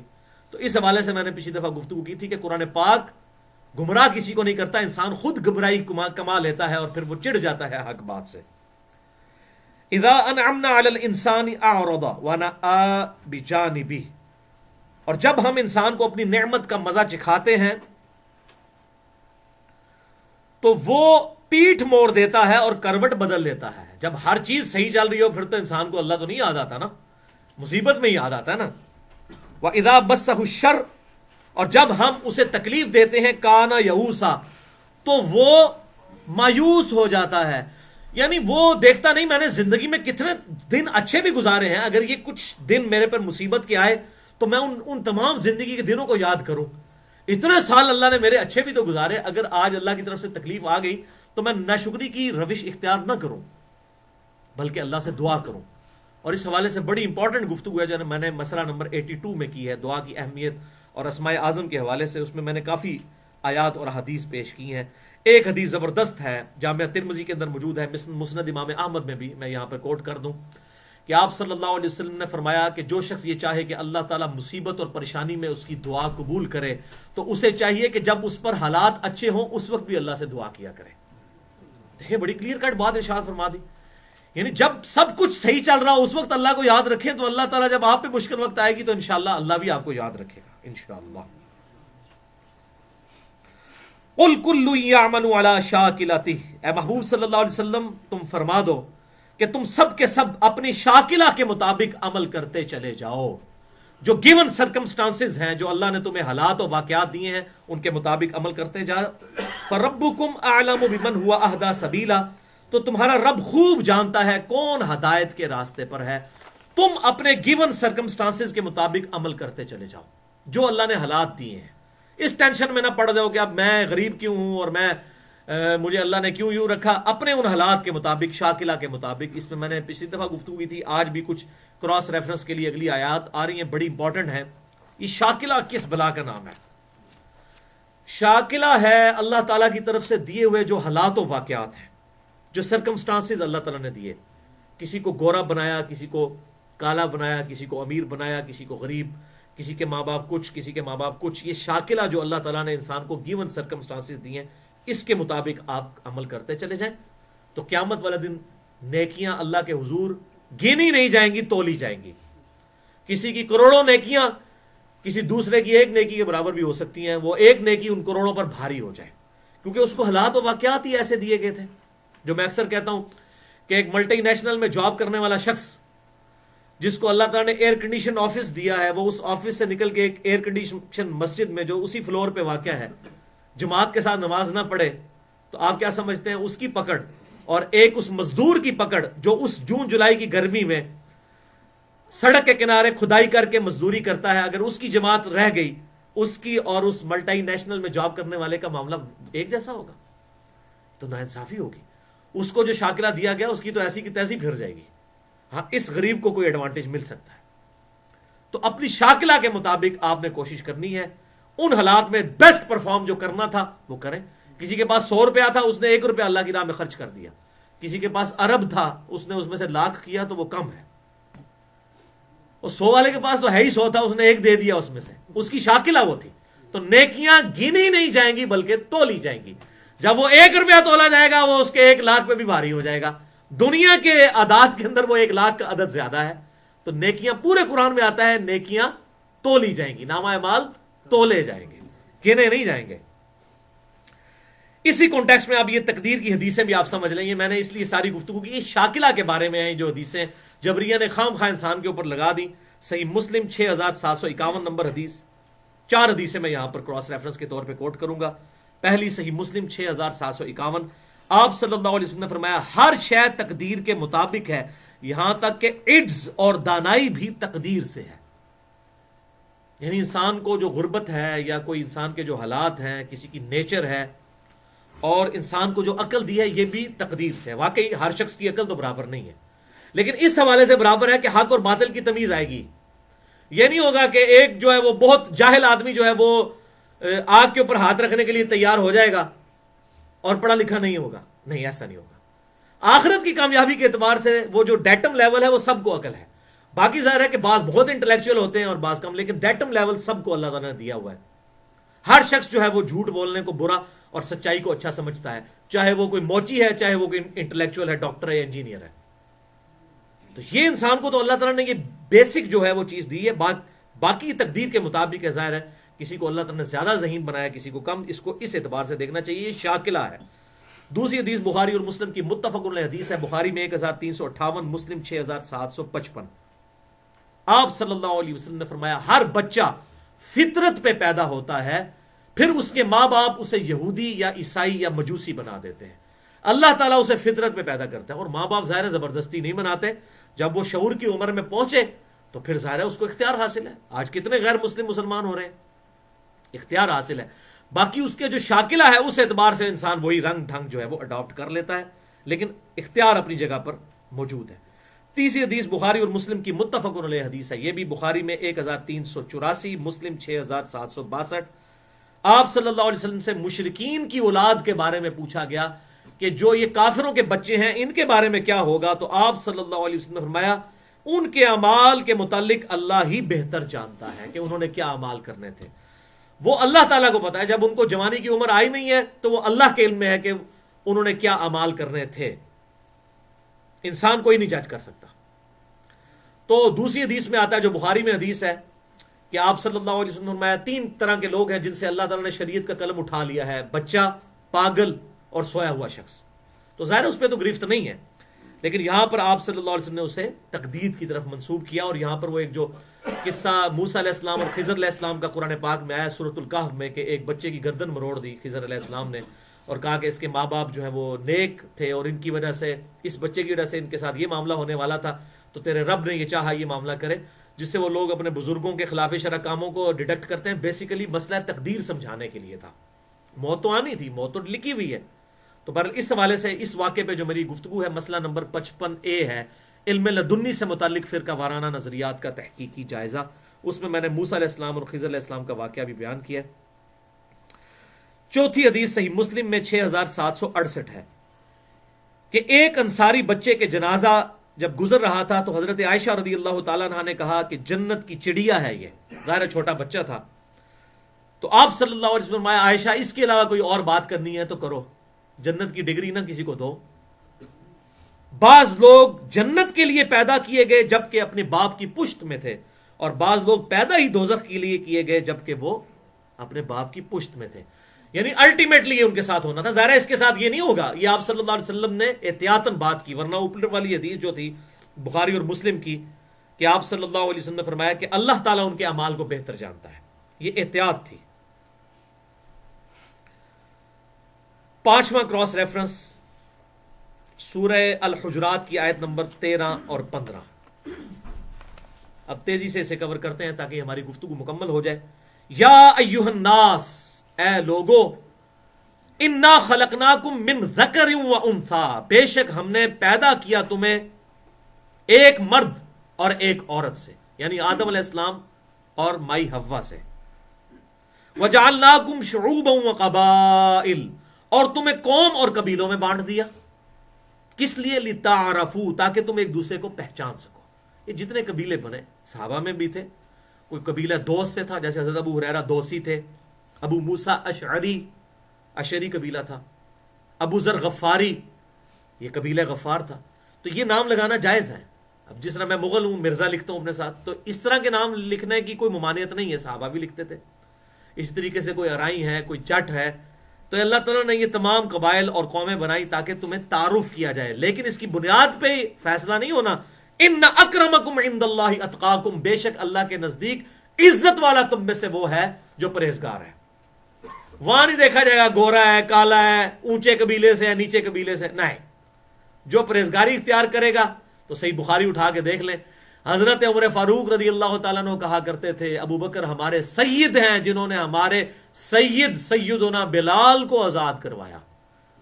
عرب کے قبیلے کا سردار حضرت عمر فاروق رضی اللہ تعالیٰ عنہ اور ایک حبشی غلام کو کہہ رہے ہیں سیدنا بلال، دیکھ لیں۔ تو ان اکرمکم عند اللہ اتقاکم، اللہ کے حضور عزت والا وہ ہے جو پرہیزگاری والا ہے۔ قالت ان اللہ علیم خبیر، بے شک اللہ تعالیٰ علم والا اور خبر رکھنے والا ہے۔ قالت الاعراب آمنا، اے محبوب صلی اللہ علیہ وسلم یہ پینڈو لوگ، جو یہ گاؤں والے اعرابی لوگ ہیں، یہ آپ سے آ کر کہتے ہیں ہم ایمان لے کر آئے۔ قل لم تؤمنوا، اے محبوب صلی اللہ علیہ وسلم ان سے فرمائیے تم ایمان نہیں لے کر آئے، ایمان کا احسان جتاتے ہو مجھ پر، ولیکن قولوا اسلمنا، بلکہ تم کہو کہ ہم تو اسلام لے کر آئے ہیں، یعنی ہم نے تصدیق کی ہے اسلام کی۔ ایمان تو بہت ایلیٹ چیز ہے، وہ اعلیٰ درجے کی چیز ہے، تم کہو کہ ہم اسلام لے کر آئے۔ ولما يدخل الایمان فی قلوبکم، اور ابھی تو ایمان ان کے دل میں داخل ہی نہیں ہوا، کیسے داخل ہوگا؟ یہ دیکھ لیں جناب، یہ صحابہ کی بات ہو رہی ہے۔ اذا جاء نصر اللہ والفتح، جب فتح آ گئی تو لوگ جوک در جوک دین میں داخل ہوئے۔ اللہ تعالیٰ فرما رہا ہے یہ مسلمان ہوئے ہیں، مومن نہیں ابھی ہوئے۔ کیسے ہوگا؟ وَإِن تُطِيعُوا اللَّهَ وَرَسُولَهُ، اور اگر تم اطاعت کرو گے اللہ کی اور اس کے رسول کی، لا یلتکم من اعمالکم شیئا، تو اللہ تعالیٰ تمہارے اعمال میں کسی شے کی کمی نہیں کرے گا۔ ان اللہ غفور رحیم، بے شک اللہ تعالیٰ بخشنے والا مہربان ہے۔ انما المؤمنون الذین آمنوا، بے شک ایمان والے تو وہ لوگ ہیں جو ایمان لائے باللہ اللہ پر، ورسولہ اور اس کے رسول پر، ثم لم یرتابوا، پھر شک میں نہ پڑے، کمٹمنٹ کے ساتھ، ڈیڈیکیشن کے ساتھ یکسو ہو کر لگ جائیں۔ وَجَاهَدُوا بِأَمْوَالِهِمْ وَأَنفُسِهِمْ فِي سَبِيلِ اللَّهِ، اور اللہ کی راہ میں جہاد کریں، کوشش کریں اپنے مال کے ذریعے بھی اور اپنی جان کے ذریعے۔ جان کے ذریعے کیا ہوا؟ قتال، میدان جنگ میں، اللہ کی راہ میں۔ اولئک هم الصادقون، تو ایسے لوگ اپنے دعوے میں پھر سچے ہوں گے کہ وہ واقعی ایمان والے ہوں گے۔ کیا نشانی ہے؟ کہ وہ شک نہ کریں ایمان لانے کے بعد، اس کے بعد اللہ کے حضور کوشش جاری رکھیں، اپنے مال کو بھی خرچ کریں، اپنی جان بھی جب دینی پڑے، جو اسلام کا سمم بونم ہے ایمینول کانٹ کی فلسفی میں، ہائیسٹ گڈ سمم بونم قتال، اس کے لیے بھی وہ تیار ہو جائیں۔ اور یہ کوشش، جہاد صرف قتال کا نام نہیں بلکہ ہر کوشش۔ قرآن پاک میں ہے سورۃ الفرقان آیت نمبر 52، فَلَا تُطِعِ الْكَافِرِينَ، اے محبوب صلی اللہ علیہ وسلم کافروں کی باتوں کی پرواہ مت کیجئے، وَجَاهِدْهُمْ بِهِ جِهَادًا كَبِيرًا، اور اس کتاب کے ذریعے ان سے بڑا جہاد کیجئے. یہ مکی آیت ہے. بڑا جہاد کیا ہے؟ دعوت کا کام کرنا، لوگوں کو توحید کی بات بتانا اور دنیا کی زندگی کی بے ثباتی بتا کر اللہ کے حضور پیش ہونے کا خوف دلانا. یہ ہے ریفرنس نمبر 46 سورۃ النساء آیت نمبر 31 اور 32. یہ بھی شاکلہ سے ریلیٹڈ ہے. ان تجتنبوا کبائر ما تنہون عنہ، اگر تم بڑے بڑے گناہوں سے بچتے رہے جو ہم نے منع کیے ہیں، نکفر عنکم سیئاتکم، تو ہم باقی چھوٹے موٹے سارے گناہ تمہارے معاف کر دیں گے. لیکن شرط کیا ہے؟ بڑے گناہ سے بچ رہے. وَنُدْخِلْكُمْ مُدْخَلًا كَرِيمًا، اور ہم تمہیں داخل کریں گے عزت اور اکرام والی جگہ یعنی جنت میں. بڑے بڑے گناہوں سے بچ جاؤ، چھوٹی موٹی چیزیں نہیں اللہ تعالیٰ گنتا. یہ بڑی امپورٹنٹ آیت ہے. لیکن بڑے بڑے گناہ تو اکثر مسلمان کر رہے ہیں. اگر کسی نے سننا ہو، میں نے کو تقریباً 20 کے قریب بڑے گناہ گنوائے ہیں صرف صحیح بخاری اور مسلم اور قرآن پاک کی روشنی میں. مسئلہ نمبر 18 گناہ کبیرہ اور توبہ کا بیان. بہرحال یہاں پر میں ایک حدیث پیش کروں گا کراس ریفرنس کے طور پر. صحیح مسلم میں انٹرنیشنل نمبر کے مطابق 552 نمبر حدیث ہے. زبردست حدیث ہے کہ آپ صلی اللہ علیہ وسلم نے فرمایا اگر بڑے بڑے گناہوں سے بچا جائے تو 5 نمازیں، ایک نماز سے لے کر دوسری نماز تک 5 نمازیں، اور نماز جمعہ ایک جمعہ سے لے کر دوسرے جمعہ تک، اور رمضان ایک رمضان سے لے کر دوسرے رمضان تک، ان تمام کے درمیان جو گناہ ہوئے ان کا کفارہ بن جائیں گے اگر بڑے بڑے گناہوں سے بچا جائے. یہ ہے وہ حدیث جس کے تحت اکثر جو آتا ہے نا، کوئی تسبیح فاطمہ پڑھ لے تو اس کے سارے گناہ معاف ہو جائیں گے چاہے سمندر کی جھاگ کے برابر ہوں. تو علماء کہتے ہیں اس سے مراد چھوٹے گناہ ہیں، بڑے گناہ صرف توبہ سے معاف ہوتے ہیں. وہ اس حدیث کے تحت ہے. صحیح مسلم 552 نمبر. ایک نماز سے دوسری نماز کے درمیان تمام گناہوں کا کفارہ نمازیں بن جائیں گی. ایک جمعے سے دوسرا جمعہ، ایک رمضان سے دوسرا رمضان. آپ کو کہ جی میں صرف جمعہ پڑھ لوں، لیکن ساتھ شروع ہوا کہ اگر بڑے گناہوں سے بچا جائے. تو بھائی نماز چھوڑنا تو سب سے بڑا گناہ ہے. اب کسی نے اگر ایک نماز بھی چھوڑ دی گناہ کبیرہ کیا اس نے. ایک رمضان سے دوسرا رمضان اگر بیچ میں نمازیں نہیں پڑھی تو وہ خود بڑا گناہ ہے. تو بڑے گناہوں سے بچا جائے. گناہ نماز چھوڑنے سے بڑا کیا گناہ ہوگا؟ صحیح مسلم میں حدیث ہے بندے کے اسلام اور کفر، شرک اور کفر کے درمیان، شرک اور اسلام کے درمیان فرق ہی نماز ہے. صحیح مسلم میں. سنن ابی داؤد میں حدیث ہے من ترک الصلاۃ متعمدا فقد کفر، جس نے جان بوجھ کر نماز ترک کی گویا اس نے کفر کیا. اپنے عمل سے تو اس نے کفر کیا، عقیدے میں مسلمان لیکن عمل تو کافروں والا ہے. تو کتنی حیران کن بات ہے. تو یہ نہ کوئی سمجھے کہ بڑے گناہ سے یہ ہے کہ جمعہ پڑھا تھا جناب چھٹی ہوگی، رمضان دے رمضان. نہیں، اگر بڑے گناہوں سے بچا جائے. اور اس میں نماز پڑھنے والوں کے لیے کتنی خوشخبری ہے. اور بخاری مسلم میں وہ بھی حدیث ہے کہ اگر کسی کے گھر کے آگے سے ایک نہر بہتی ہو اور 5 دفعہ اس میں وہ غسل کرے، کیا کوئی جسم میں میل رہ جائے گا؟ تو صحابہ نے کہا نہیں یا رسول اللہ. تو آپ نے فرمایا 5 نمازوں کی مثال بھی ایسی ہے. تو یہ آیت اس کو سپورٹ کرتی ہے، بخاری مسلم کی اس حدیث کو. اگر بڑے بڑے گناہوں سے تم بچو گے، نکفر عنکم سیئاتکم، تو چھوٹے موٹے گناہ ہم تم سے معاف کر دیں گے. وندخلکم مدخلا کریما، اور تمہیں داخل کریں گے عزت اور اکرام کی جگہ میں. ولا تتمنوا ما فضل اللہ به بعضکم علی بعض، اور مت تمنا کیا کرو جو اللہ تعالیٰ نے بعض کو بعض پہ فضیلت دی ہوئی ہے. کوئی کہے جی فلاں کو اتنا امیر بنایا، مجھے غریب کیوں بنایا؟ یہ تمنا بھی مت کیا کرو. اسی لیے ہمیں کہا ومن شر حاسد اذا حسد، یہ سکھائی گئی دعا. حسد کرنے والے کی برائی سے بھی اللہ کی پناہ مانگی جائے.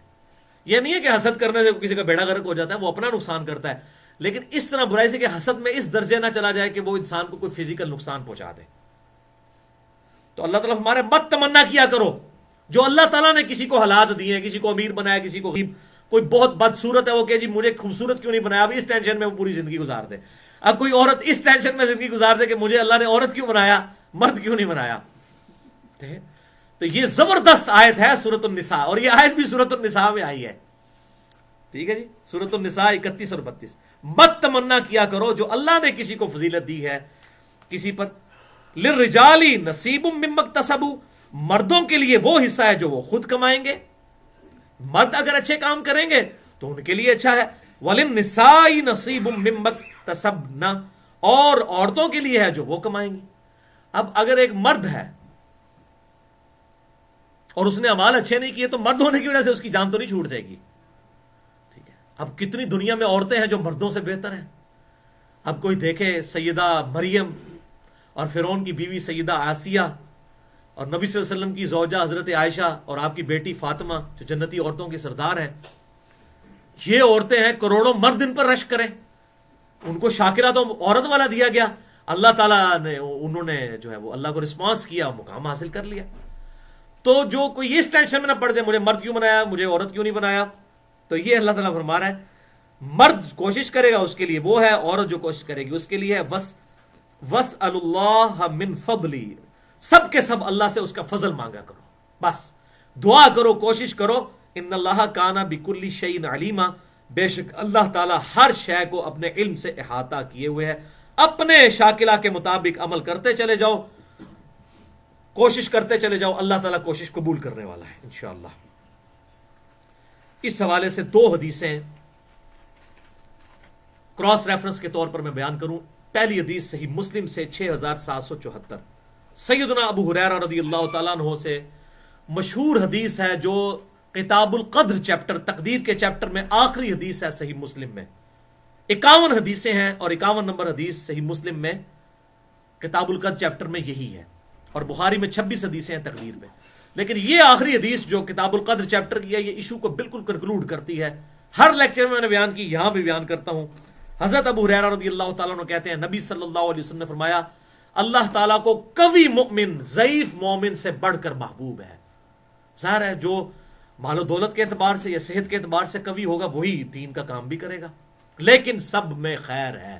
ساتھ ہی آپ صلی اللہ علیہ وسلم نے ارشاد فرمایا اب اللہ نے اگر کسی کو غریب رکھا تو اس ٹینشن میں نہ پڑ جائے کہ میں نیچے رہ گیا, نہیں, سب میں ہی خیر ہے.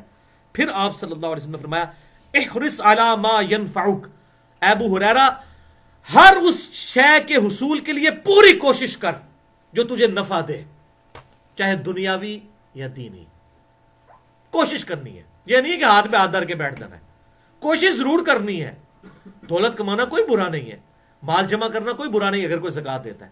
کوشش کر ہر اس شے کے حصول کے لیے جو تجھے نفع دے, لیکن وستعین باللہ, اللہ سے مدد بھی مانگتے رہنا ساتھ ساتھ.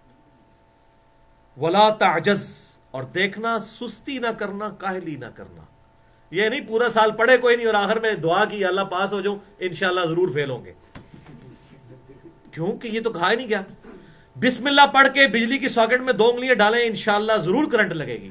کہیں قرآن و سنت میں نہیں آیا کہ کوئی بسم اللہ پڑھ کے ساکٹ میں 2 انگلیاں ڈال دے تو بچ جائے گا, کہیں نہیں آیا. دنیا فزیکل فینومینا آف نیچر کو فالو کرتی ہے. کوشش کرنی اور ساتھ آپ نے فرمایا سستی نہیں کرنی, کاہلی نہیں کرنی. پھر اس کے بعد بھی وَإِنْ أَصَابَكَ شَيْءٌ, اگر تجھے کوئی تکلیف پہنچ جائے پھر یہ کہنا کہ جو اللہ کی مرضی. یہ مت کہنا کہ اگر میں یہ کر لیتا تو یہ ہو جاتا. یہ اگر مگر شیطان کے عمل کا دروازہ کھول دیتے ہیں. پوری کوشش کریں, جو سیدنا علی کا قول ہے میں نے اپنے ارادوں کے ٹوٹنے سے اللہ کو پہچانا. پوری کوشش کی, اس کے بعد کہیں جو اللہ کی مرضی. انا للہ و انا الیہ راجعون. دوسری حدیث جامعہ ترمذی میں انٹرنیشنل نمبر کے مطابق 2516, زبردست حدیث. سیدنا ابن عباس کہتے ہیں کہ ایک دن آپ صلی اللہ علیہ وسلم نے مجھے اپنی پیٹھ کے پیچھے سواری پر سوار کیا ہوا تھا. اللہ اکبر, خوش نصیبی دیکھیں. اور مجھے کہا بیٹا میں تجھے کچھ باتیں نصیحت کرنے لگا ہوں, انہیں پلے باندھ لے. بیٹا اللہ کے احکام کی حفاظت کر, اللہ تیری حفاظت کرے گا. اللہ کے احکام کیا ہیں؟ گناہوں سے بچنا اور نیک اعمال اختیار کرنا. تو اللہ کے حقوق کا خیال رکھ, تو اللہ کو اپنے سامنے پائے گا. اللہ کے حق کی حفاظت کر, اللہ تعالیٰ یعنی مشکل پریشانی میں تیرے سامنے ہوگا. جو سوال کرنا ہو تو صرف اللہ ہی سے کرنا, یعنی دعا کے اعتبار سے بات ہو رہی ہے. اور جب بھی مدد مانگنی ہو تو صرف اللہ ہی سے مانگنا. انہوں نے نہیں کہا یا رسول اللہ جب میں یہ دریا میں ڈوب رہا ہوں تو میں کسی کو مدد کے لیے نہ پکاروں. اور جو مفتی اکمل صاحب کیوں ٹی وی پہ آگے لوگوں کو یہ جعلی باتیں بتا رہے ہوتے ہیں, جی میں اپنی امی سے روٹی مانگتا ہوں تو یہ شرک ہے. اب وہ صحابی کے دماغ میں تو کوئی ایسا کیڑا نہیں آیا, ان کو پتا تھا اس سے مراد غائب میں مدد مانگنا ہے, دعا کرنا. ظاہری اسباب تو قرآن میں حکم ہے, وَتَعَاوَنُوا عَلَى الْبِرِّ وَالتَّقْوَى وَلَا تَعَاوَنُوا عَلَى الْإِثْمِ وَالْعُدْوَانِ, نیکی اور پرہیزگاری کے کاموں میں ایک دوسرے کی مدد کرو اور برائی کے کاموں میں مت کرو. تو کس کو دھوکہ دیتے ہیں؟ اس میں مسئلہ نمبر 3 ہے میرا، دعا صرف اللہ ہی سے، 2.25 گھنٹے کی گفتگو۔ جب بھی مدد مانگنی ہو تو صرف اللہ ہی سے مانگنا۔ اگر پوری امت جمع ہو کر تجھے ذرے کے برابر نفع پہنچانا چاہے اور اللہ نہ چاہے تو نہیں پہنچا سکتے، اور اگر پوری امت جمع ہو کر تجھے ذرے کے برابر نقصان پہنچانا چاہے تو نہیں پہنچا سکتے مگر جو اللہ چاہے گا۔ اللہ نے تیرے لیے مقدر جو کر دیا، تقدیر میں قلم اٹھا لیے گئے اور اب صحیفے خشک ہو چکے ہیں۔ یہ بھی تکلیف کے کانٹیکسٹ میں ہے، جو تکلیف انسان کے اوپر آنی ہے آزمائش کے طور پر یا اس کے اعمال کی پاداش میں، وہ تو آ کر رہنی ہے۔ سورہ یونس میں بھی آیا وَإِن يَمْسَسْكَ اللَّهُ بِضُرٍّ فَلَا كَاشِفَ لَهُ إِلَّا هُوَ، اور اگر اللہ تجھے تکلیف میں پکڑ لے تو کوئی نہیں چھڑا سکتا سوائے اس کے۔ وَإِن يَمْسَسْكَ بِخَيْرٍ فَلَا رَادَّ لِفَضْلِهِ، اور اگر اللہ تعالیٰ خیر کا دروازہ کھول دے تو کوئی اس کو بند نہیں کر سکتا، رد نہیں کر سکتا۔ اور بخاری اور مسلم کی متفقن علیہ حدیث ہے، آپ صلی اللہ علیہ وسلم فرض نماز کے بعد یہ دعا مانگا کرتے تھے، اللہم لا مانع لما اعطیت ولا معطی لما منعت ولا ينفع ذا الجد منک الجد، اے اللہ جسے تو عطا کرے اسے کوئی لے نہیں سکتا، جس سے تو روک لے اس کو کوئی دے نہیں سکتا، اور بڑے سے بڑے شخص کو اس کا عہدہ یا منصب کوئی فائدہ نہیں دے سکتا تیرے مقابلے پر۔ اللہ اکبر۔ اگلا ریفرنس 47، زبردست، والعصر، قسم ہے زمانے کی۔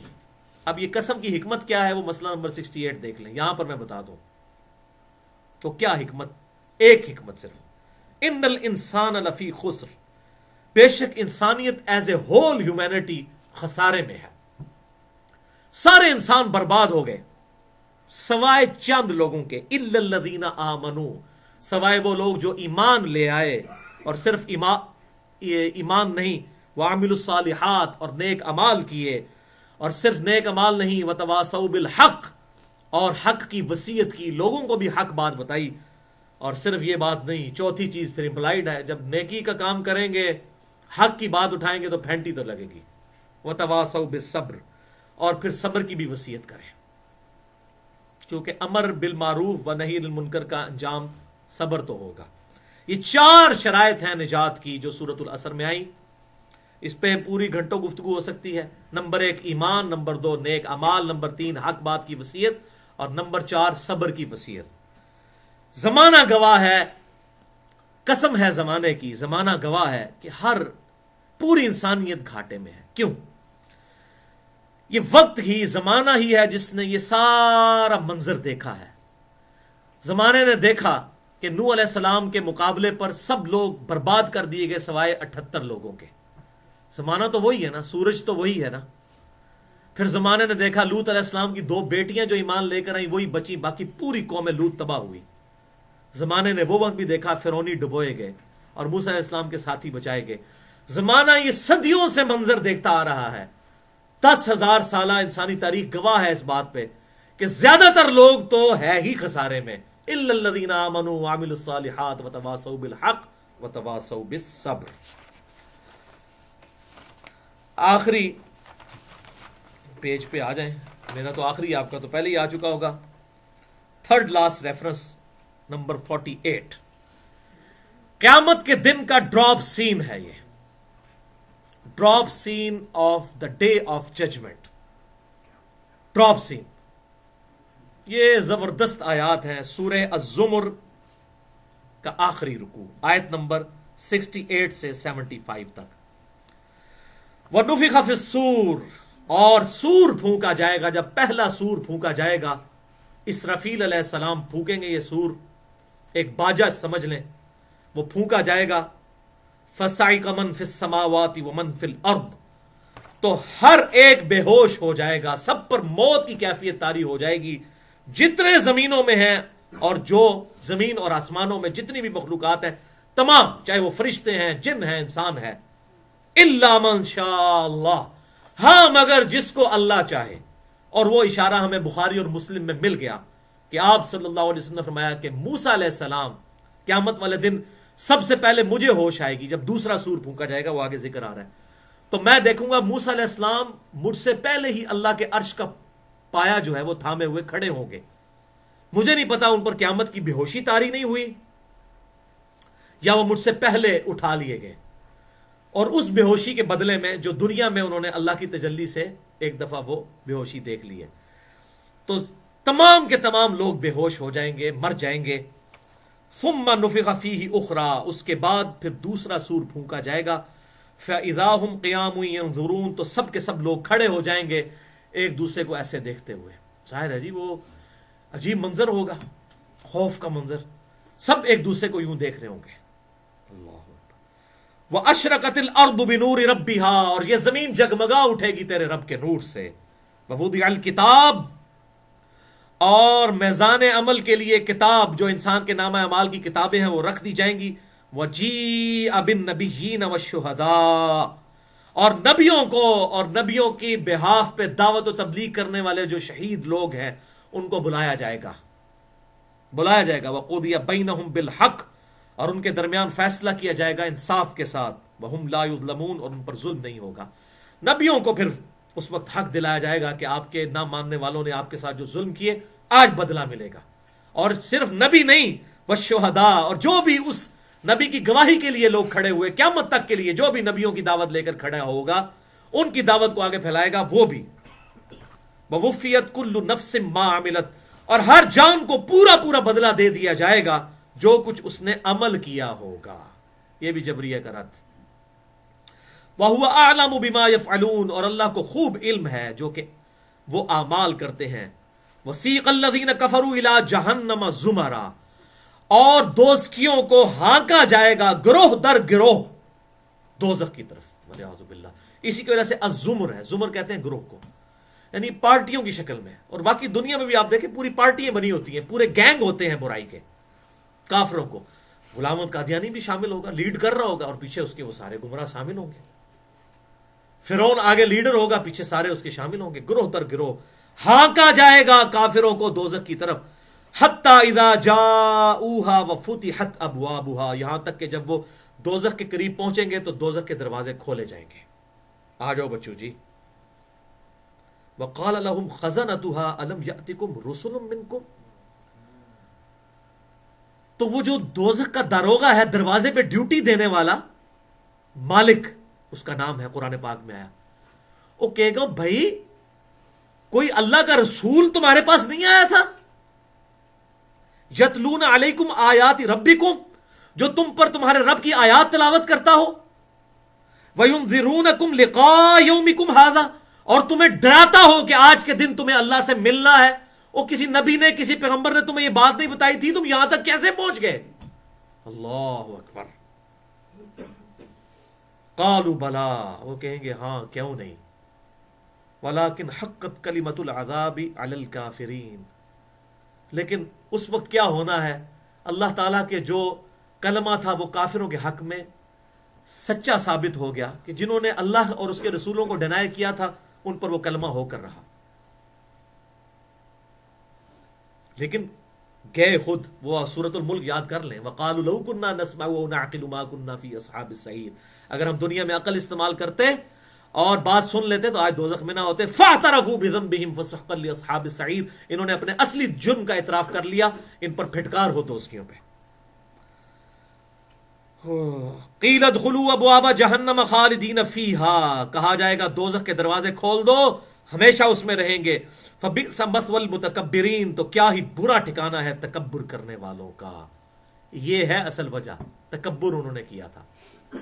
تکبر کیا کیا تھا؟ صحیح مسلم کی حدیث بالکل ایکسپلور کرتی ہے ایشو کو. صحیح مسلم انٹرنیشنل نمبر کے مطابق 265 نمبر حدیث، آپ صلی اللہ علیہ وسلم نے ارشاد فرمایا کہ جس کے دل میں رائی کے دانے کے برابر بھی تکبر ہے وہ جنت میں نہیں جائے گا. ایک صحابی نے عرض کیا اللہ کے رسول صلی اللہ علیہ وسلم، بسا اوقات انسان کی خواہش ہوتی ہے کہ اس کے کپڑے اچھے ہوں، اس کی جوتیاں اچھی ہوں، کیا یہ بھی تکبر ہے؟ تو آپ صلی اللہ علیہ وسلم نے فرمایا یہ تکبر نہیں ہے، بلکہ تکبر یہ ہے کہ تم حق بات سے اناد کرو. جب بات حق پتہ چل جائے اور تم اس بات کو نہ مانو، یہ ہے تکبر. اور دوسروں کو حقیر سمجھو. یہ جو آیا نا، یہ فبئس مثوى المتکبرین، کیا ہی برا ٹھکانہ ہے تکبر کرنے والوں کا. تکبر کرنے والے کیا؟ دنیا میں جنہیں کتاب و سنت کا حق پتہ چلا اور انہوں نے قبول نہیں کیا، وہ ہیں متکبر. حق بات سے اناد کرنے والے، چاہے وہ مولوی ہو چاہے عام آدمی ہو. وسیق الذین اتقوا ربهم الى الجنۃ زمرا، اب وہ سائملٹینیس کنٹراسٹ آ رہا ہے، جنتیوں کا ذکر اور جنتیوں کو بھی لے جایا جائے گا ان کے رب کی جنت کی طرف گروہ در گروہ. یہ بھی گروہ کی شکل میں. ظاہر دنیا میں چاہے وہ انبیاء ہوں وہ لیڈ کر رہے ہوتے ہیں, اس کے بعد انبیاء کے بہاف پہ جتنے لوگ دعوت و تبلیغ کا کام کرنے والے لوگ ہیں, لوگ ان کے ساتھ اٹیچ ہو کر اللہ اور اس کے رسول کے لیے, ان بزرگوں کی عبادت کرنے کے لیے نہیں, نہ وہ بزرگ اپنے ساتھ اٹیچ کرتے ہیں اپنی عبادت کروانے کے لیے نہیں. میں ان علماء حق کی بات کر رہا ہوں جو لوگوں کو اللہ کا راستہ بتاتے ہیں. تو وہ گروہ در گروہ جائیں گے, کیوں نہیں ہوگا؟ امام بخاری کے ساتھ ایک گروہ ہوگا, امام مسلم کے ساتھ ہوگا, امام حنیفہ کے ساتھ ہوگا, امام شافعی کے ساتھ ہوگا. وہ خالی 4 نہیں ہے, وہ سارے بزرگوں کے پاس, آج کے بزرگوں کے پاس بھی ہوگا جو ہیں صحیح العقیدہ لوگ. میرے کو نہیں پوچھنا کیڑے نے, میرے کو نہیں پتا. اچھا, تو ان کو بھی جنت کی طرف لے جایا جائے گا. حتی اذا جاؤہا وفتحت ابوابہا, یہاں تک کہ جب وہ جنت کے دروازے پر پہنچیں گے تو دروازے پہلے ہی کھلے ہوئے ہوں گے. دوستیوں کے لیے آیا کہ اس وقت کھولے جائیں گے, اور ان جنتیوں کے لیے پہلے ہی کھلے ہوں گے. ویلکم, وارم ویلکم ان کے لیے ہو رہا ہے.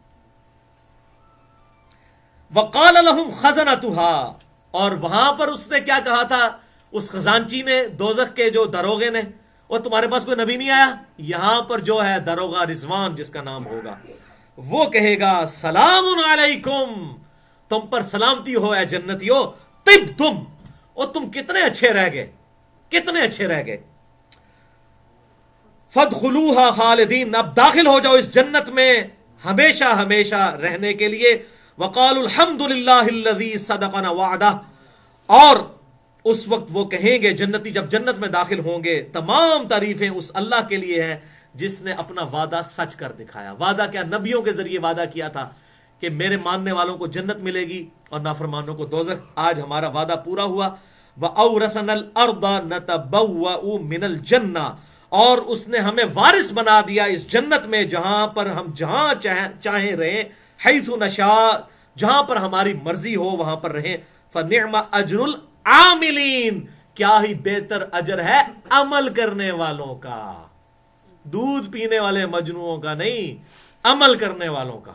اپنی مرضی سے ہی ظاہر ہے انسان ول کماتا ہے, اللہ تعالیٰ کی مرضی جو ہے اس پر عمل کرنے والوں کا. وَتَرَى الْمَلَائِكَةَ حَافِّينَ مِنْ حَوْلِ الْعَرْشِ, اور تم دیکھو گے فرشتوں کو اس دن اللہ کے عرش کے گرد حلقہ بنائے ہوئے ہوں گے. یسبحون بحمد ربہم, اپنے رب کی تسبیح کر رہے ہوں گے, جو بخاری اور مسلم میں آتی ہے سبحان اللہ وبحمدہ سبحان اللہ العظیم. وقضی بینہم بالحق, اور لوگوں کے درمیان فیصلہ کیا جائے گا حق کے ساتھ.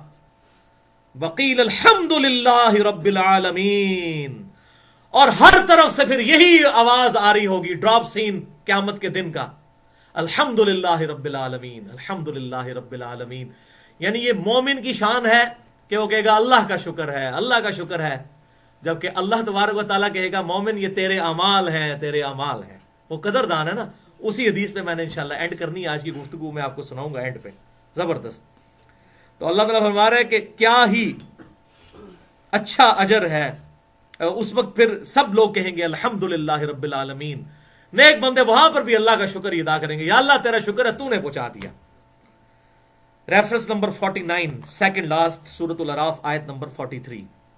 وقالوا الحمدللہ الذی ہدانا لہذا, جنتی جنت میں پہنچ کر کہیں گے تمام شکر اس اللہ کا ہے جس نے ہمیں یہاں تک پہنچا دیا. وما كنا لنهتدي لولا ان هدانا اللہ, ہم کبھی بھی یہاں نہ پہنچ سکتے جبکہ اللہ ہمیں ہدایت نہ دیتا. اللہ نے اپنے پیغمبر بھیجے, کتابیں بھیجی, اس کے ذریعے ہمیں ہدایت دی. لقد جاءت رسل ربنا, وہی بات آ گئی, بے شک ہمارے پاس اللہ کے رسول آئے تھے, بالحق, حق کے ساتھ, جو سورہ بنی اسرائیل میں آیا وبالحق انزلناہ وبالحق نزل, اس کتاب کو ہم نے حق کے ساتھ نازل کیا اور یہ حق کے ساتھ اتری. حق کی اپروپریٹ ٹرانسلیشن ہے پرپزفل, با مقصد کتاب ہے یہ. تو رسول حق کے ساتھ آئے تھے کہ دنیا کی زندگی عارضی ہے, آخرت میں اللہ کے حضور پیش ہونا ہے. تو آج تو فیصلہ ہو گیا. وَنُودُوا أَن تِلْكُمُ الْجَنَّةُ أُورِثْتُمُوهَا بِمَا كُنْتُمْ تَعْمَلُونَ, جنتی تو کہہ رہے ہوں گے اللہ تیرا شکر, تیرا شکر, تیرا شکر. اور اللہ کیا کہہ رہا ہوگا؟ اللہ کی طرف سے ندا کی جائے گی أَن تِلْكُمُ الْجَنَّةُ أُورِثْتُمُوهَا بِمَا كُنْتُمْ تَعْمَلُونَ, اللہ نے تمہیں اس جنت کا وارث کیا ہے تمہارے اعمال کے بدلے میں. کتنا قدر شناس ہے وہ. انسان کہے گا اللہ تیرا شکر ہے, اللہ کہے گا وہ تمہارے اعمال ہیں. انسان کہے گا یا اللہ تیرا شکر ہے, اللہ کہے گا وہ تمہارے اعمال ہیں. اسی لیے میں کہتا ہوں اس کائنات کی سب سے ایلیٹ چیز ایمان کی دولت، اس کے پیچھے جو ڈرائیونگ فورس ہے وہ انسان کی ول. میں کہتا ہوں یہ انسان کے پاس اتنی بڑی دولت ہے جو جبریل کے پاس بھی نہیں ہے. جبریل علیہ السلام اللہ کے فرما بردار ہیں، تابع فرمان ہیں، اپنی ول سے نہیں، اللہ نے ان کو باؤنڈ کیا ہے. ایک انسان فرشتوں سے بہتر اس لیے ہے کہ وہ اپنی ول سے اپنے رب کو چوائس کرتا ہے. لقد خلقنا الانسان فی احسن تقویم، بے شک ہم نے انسان کو بہترین اٹھان پہ اٹھایا ہے. یہ وہ دولت ہے جو کسی فرشتے کے پاس نہیں ہے. اگر کوئی انسان اس دولت کو یوٹیلائز کر لے، وہ ڈاکٹر اقبال نے جو کہا فرشتے سے بہتر ہے انسان بننا مگر اس میں لگتی ہے محنت زیادہ، وہ بالکل صحیح کہا. یقین کریں یہ سب سے بڑی دولت ہے، انسان اپنی ول سے اپنے رب کو چوائس کرے. اور دیکھیں انسان تو کہہ رہا ہوگا یا اللہ تو نے ہمیں ہدایت دی سب کچھ، یہ انسان اپنی عاجزی کا اظہار کرے گا اور اللہ کہے گا ہم نے تمہیں وارث کیا ہے تمہارے اعمال کے بدلے میں. اتنا قدر شناس ہے وہ. اسی میں وہ حدیث، اب آپ یہ میں اس لیے بتا رہا ہوں کہ اس آیت کو لوگوں نے کوٹ کیا، آدھی آدھی آیتیں لکھ کے جبریہ نے، کہ جی اللہ جسے ہدایت دیتا ہے وہ ہدایت پہ ہوتا ہے. دیکھو نا جنتی کہیں گے یا اللہ تو اگر ہمیں ہدایت نہ دیتا تو، اور بھائی یہ تو ہے کہ انہوں نے اپنی کوشش کی. والذین جاہدوا فینا لنہدینہم سبلنا، سورۃ العنکبوت کی آخری آیت. جو لوگ ہماری راہ میں کوشش کریں گے ہم ان کو ہدایت دکھائیں گے. تو اللہ تعالیٰ اگلی آیت پوری تو پڑھیں کہ وہ ندا کی جائے گی اللہ کی طرف سے، اور تمہارے اعمال ہیں. اللہ تعالیٰ یہ کہنا چاہیے تھا ہاں میرے بندو بالکل ٹھیک کہہ رہے ہو، میں زبردستی تو انہوں جنتی واڑے ہے تو انہوں نے دوزخی سٹے ہے نہیں، اور تمہارے اعمال ہیں جو تم نے خود کیے تھے. انسان کے پاس وہ سب سے بڑی دولت جس کی وجہ سے وہ اللہ کو چوائس کرتا ہے. الحمدللہ. اس کانٹیکسٹ میں دو حدیثیں سناتا ہوں. بخاری اور مسلم کی متفق علیہ حدیث، صحیح بخاری 6463 اور صحیح مسلم 7111.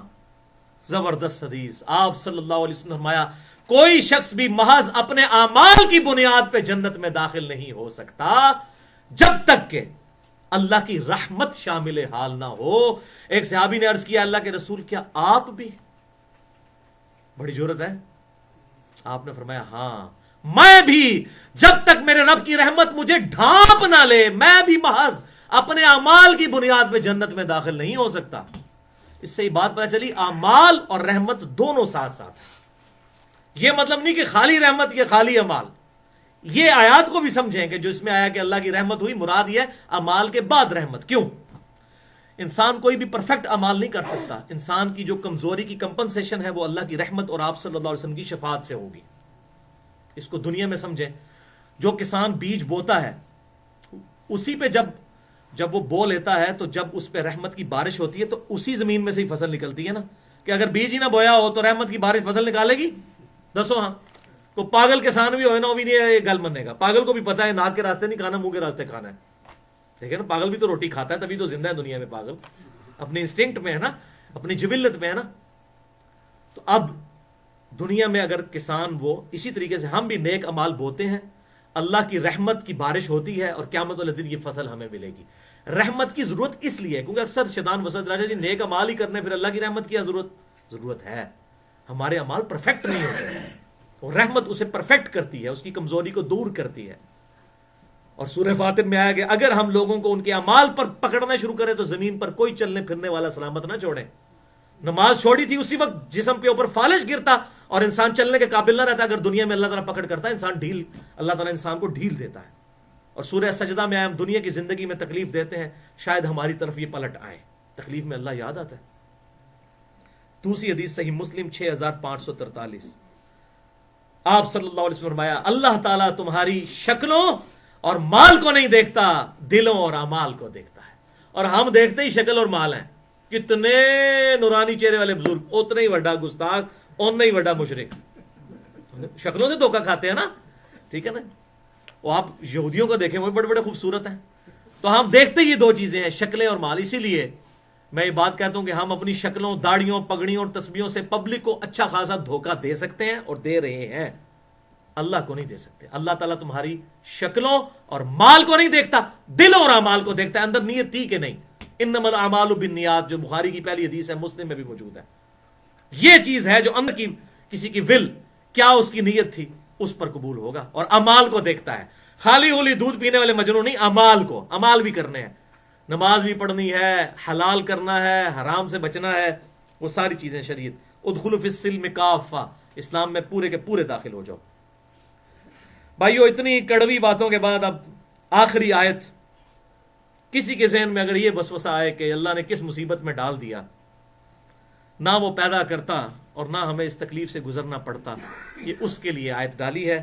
سورۃ الانبیاء آیت نمبر 23، آخری کراس ریفرنس نمبر 50، لا یسأل عما یفعل،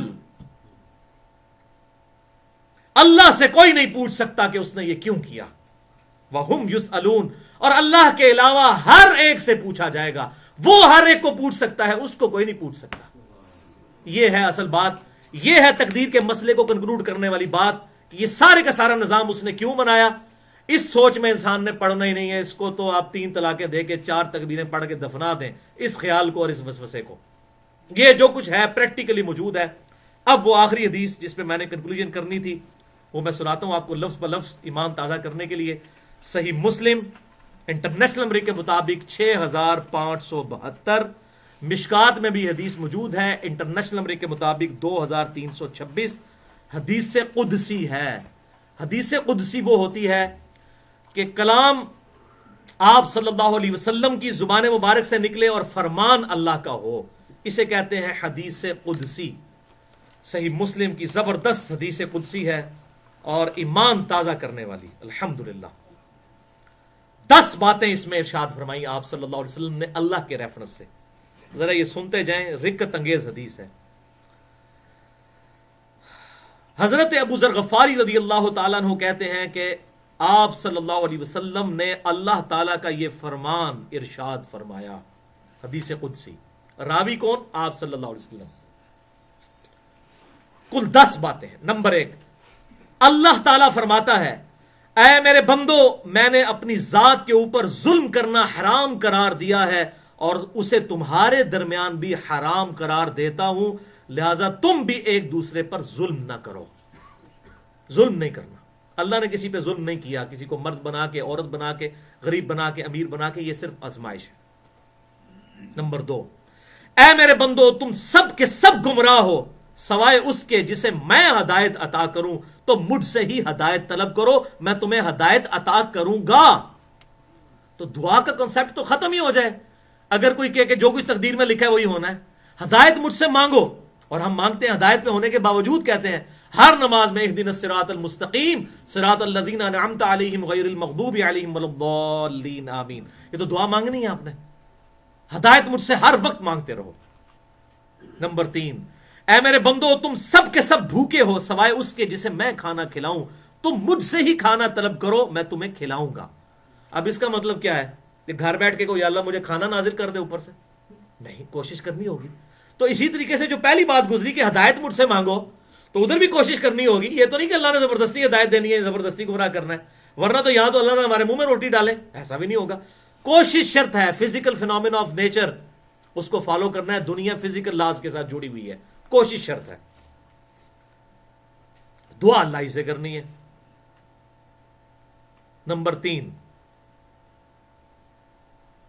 اے میرے بندو،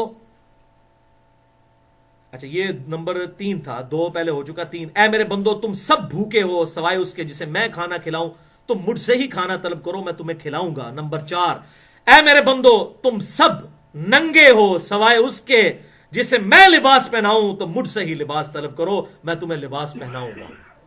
لیکن کوشش کرنی ہوگی، ظاہر ہے کہ گھر بیٹھے ہوئے تو نہیں آپ کو کسی نے پہنا دینا لباس، کوشش کرنی ہے، مانگنا اللہ سے ہے کمٹمنٹ کے ساتھ، یعنی اسباب اختیار کرنے ہیں اور نظر مسبب الاسباب پہ رکھنی ہے، یہ ہے اس کا مطلب، جو کہ جبریہ نے کچھ اور سمجھ لیا۔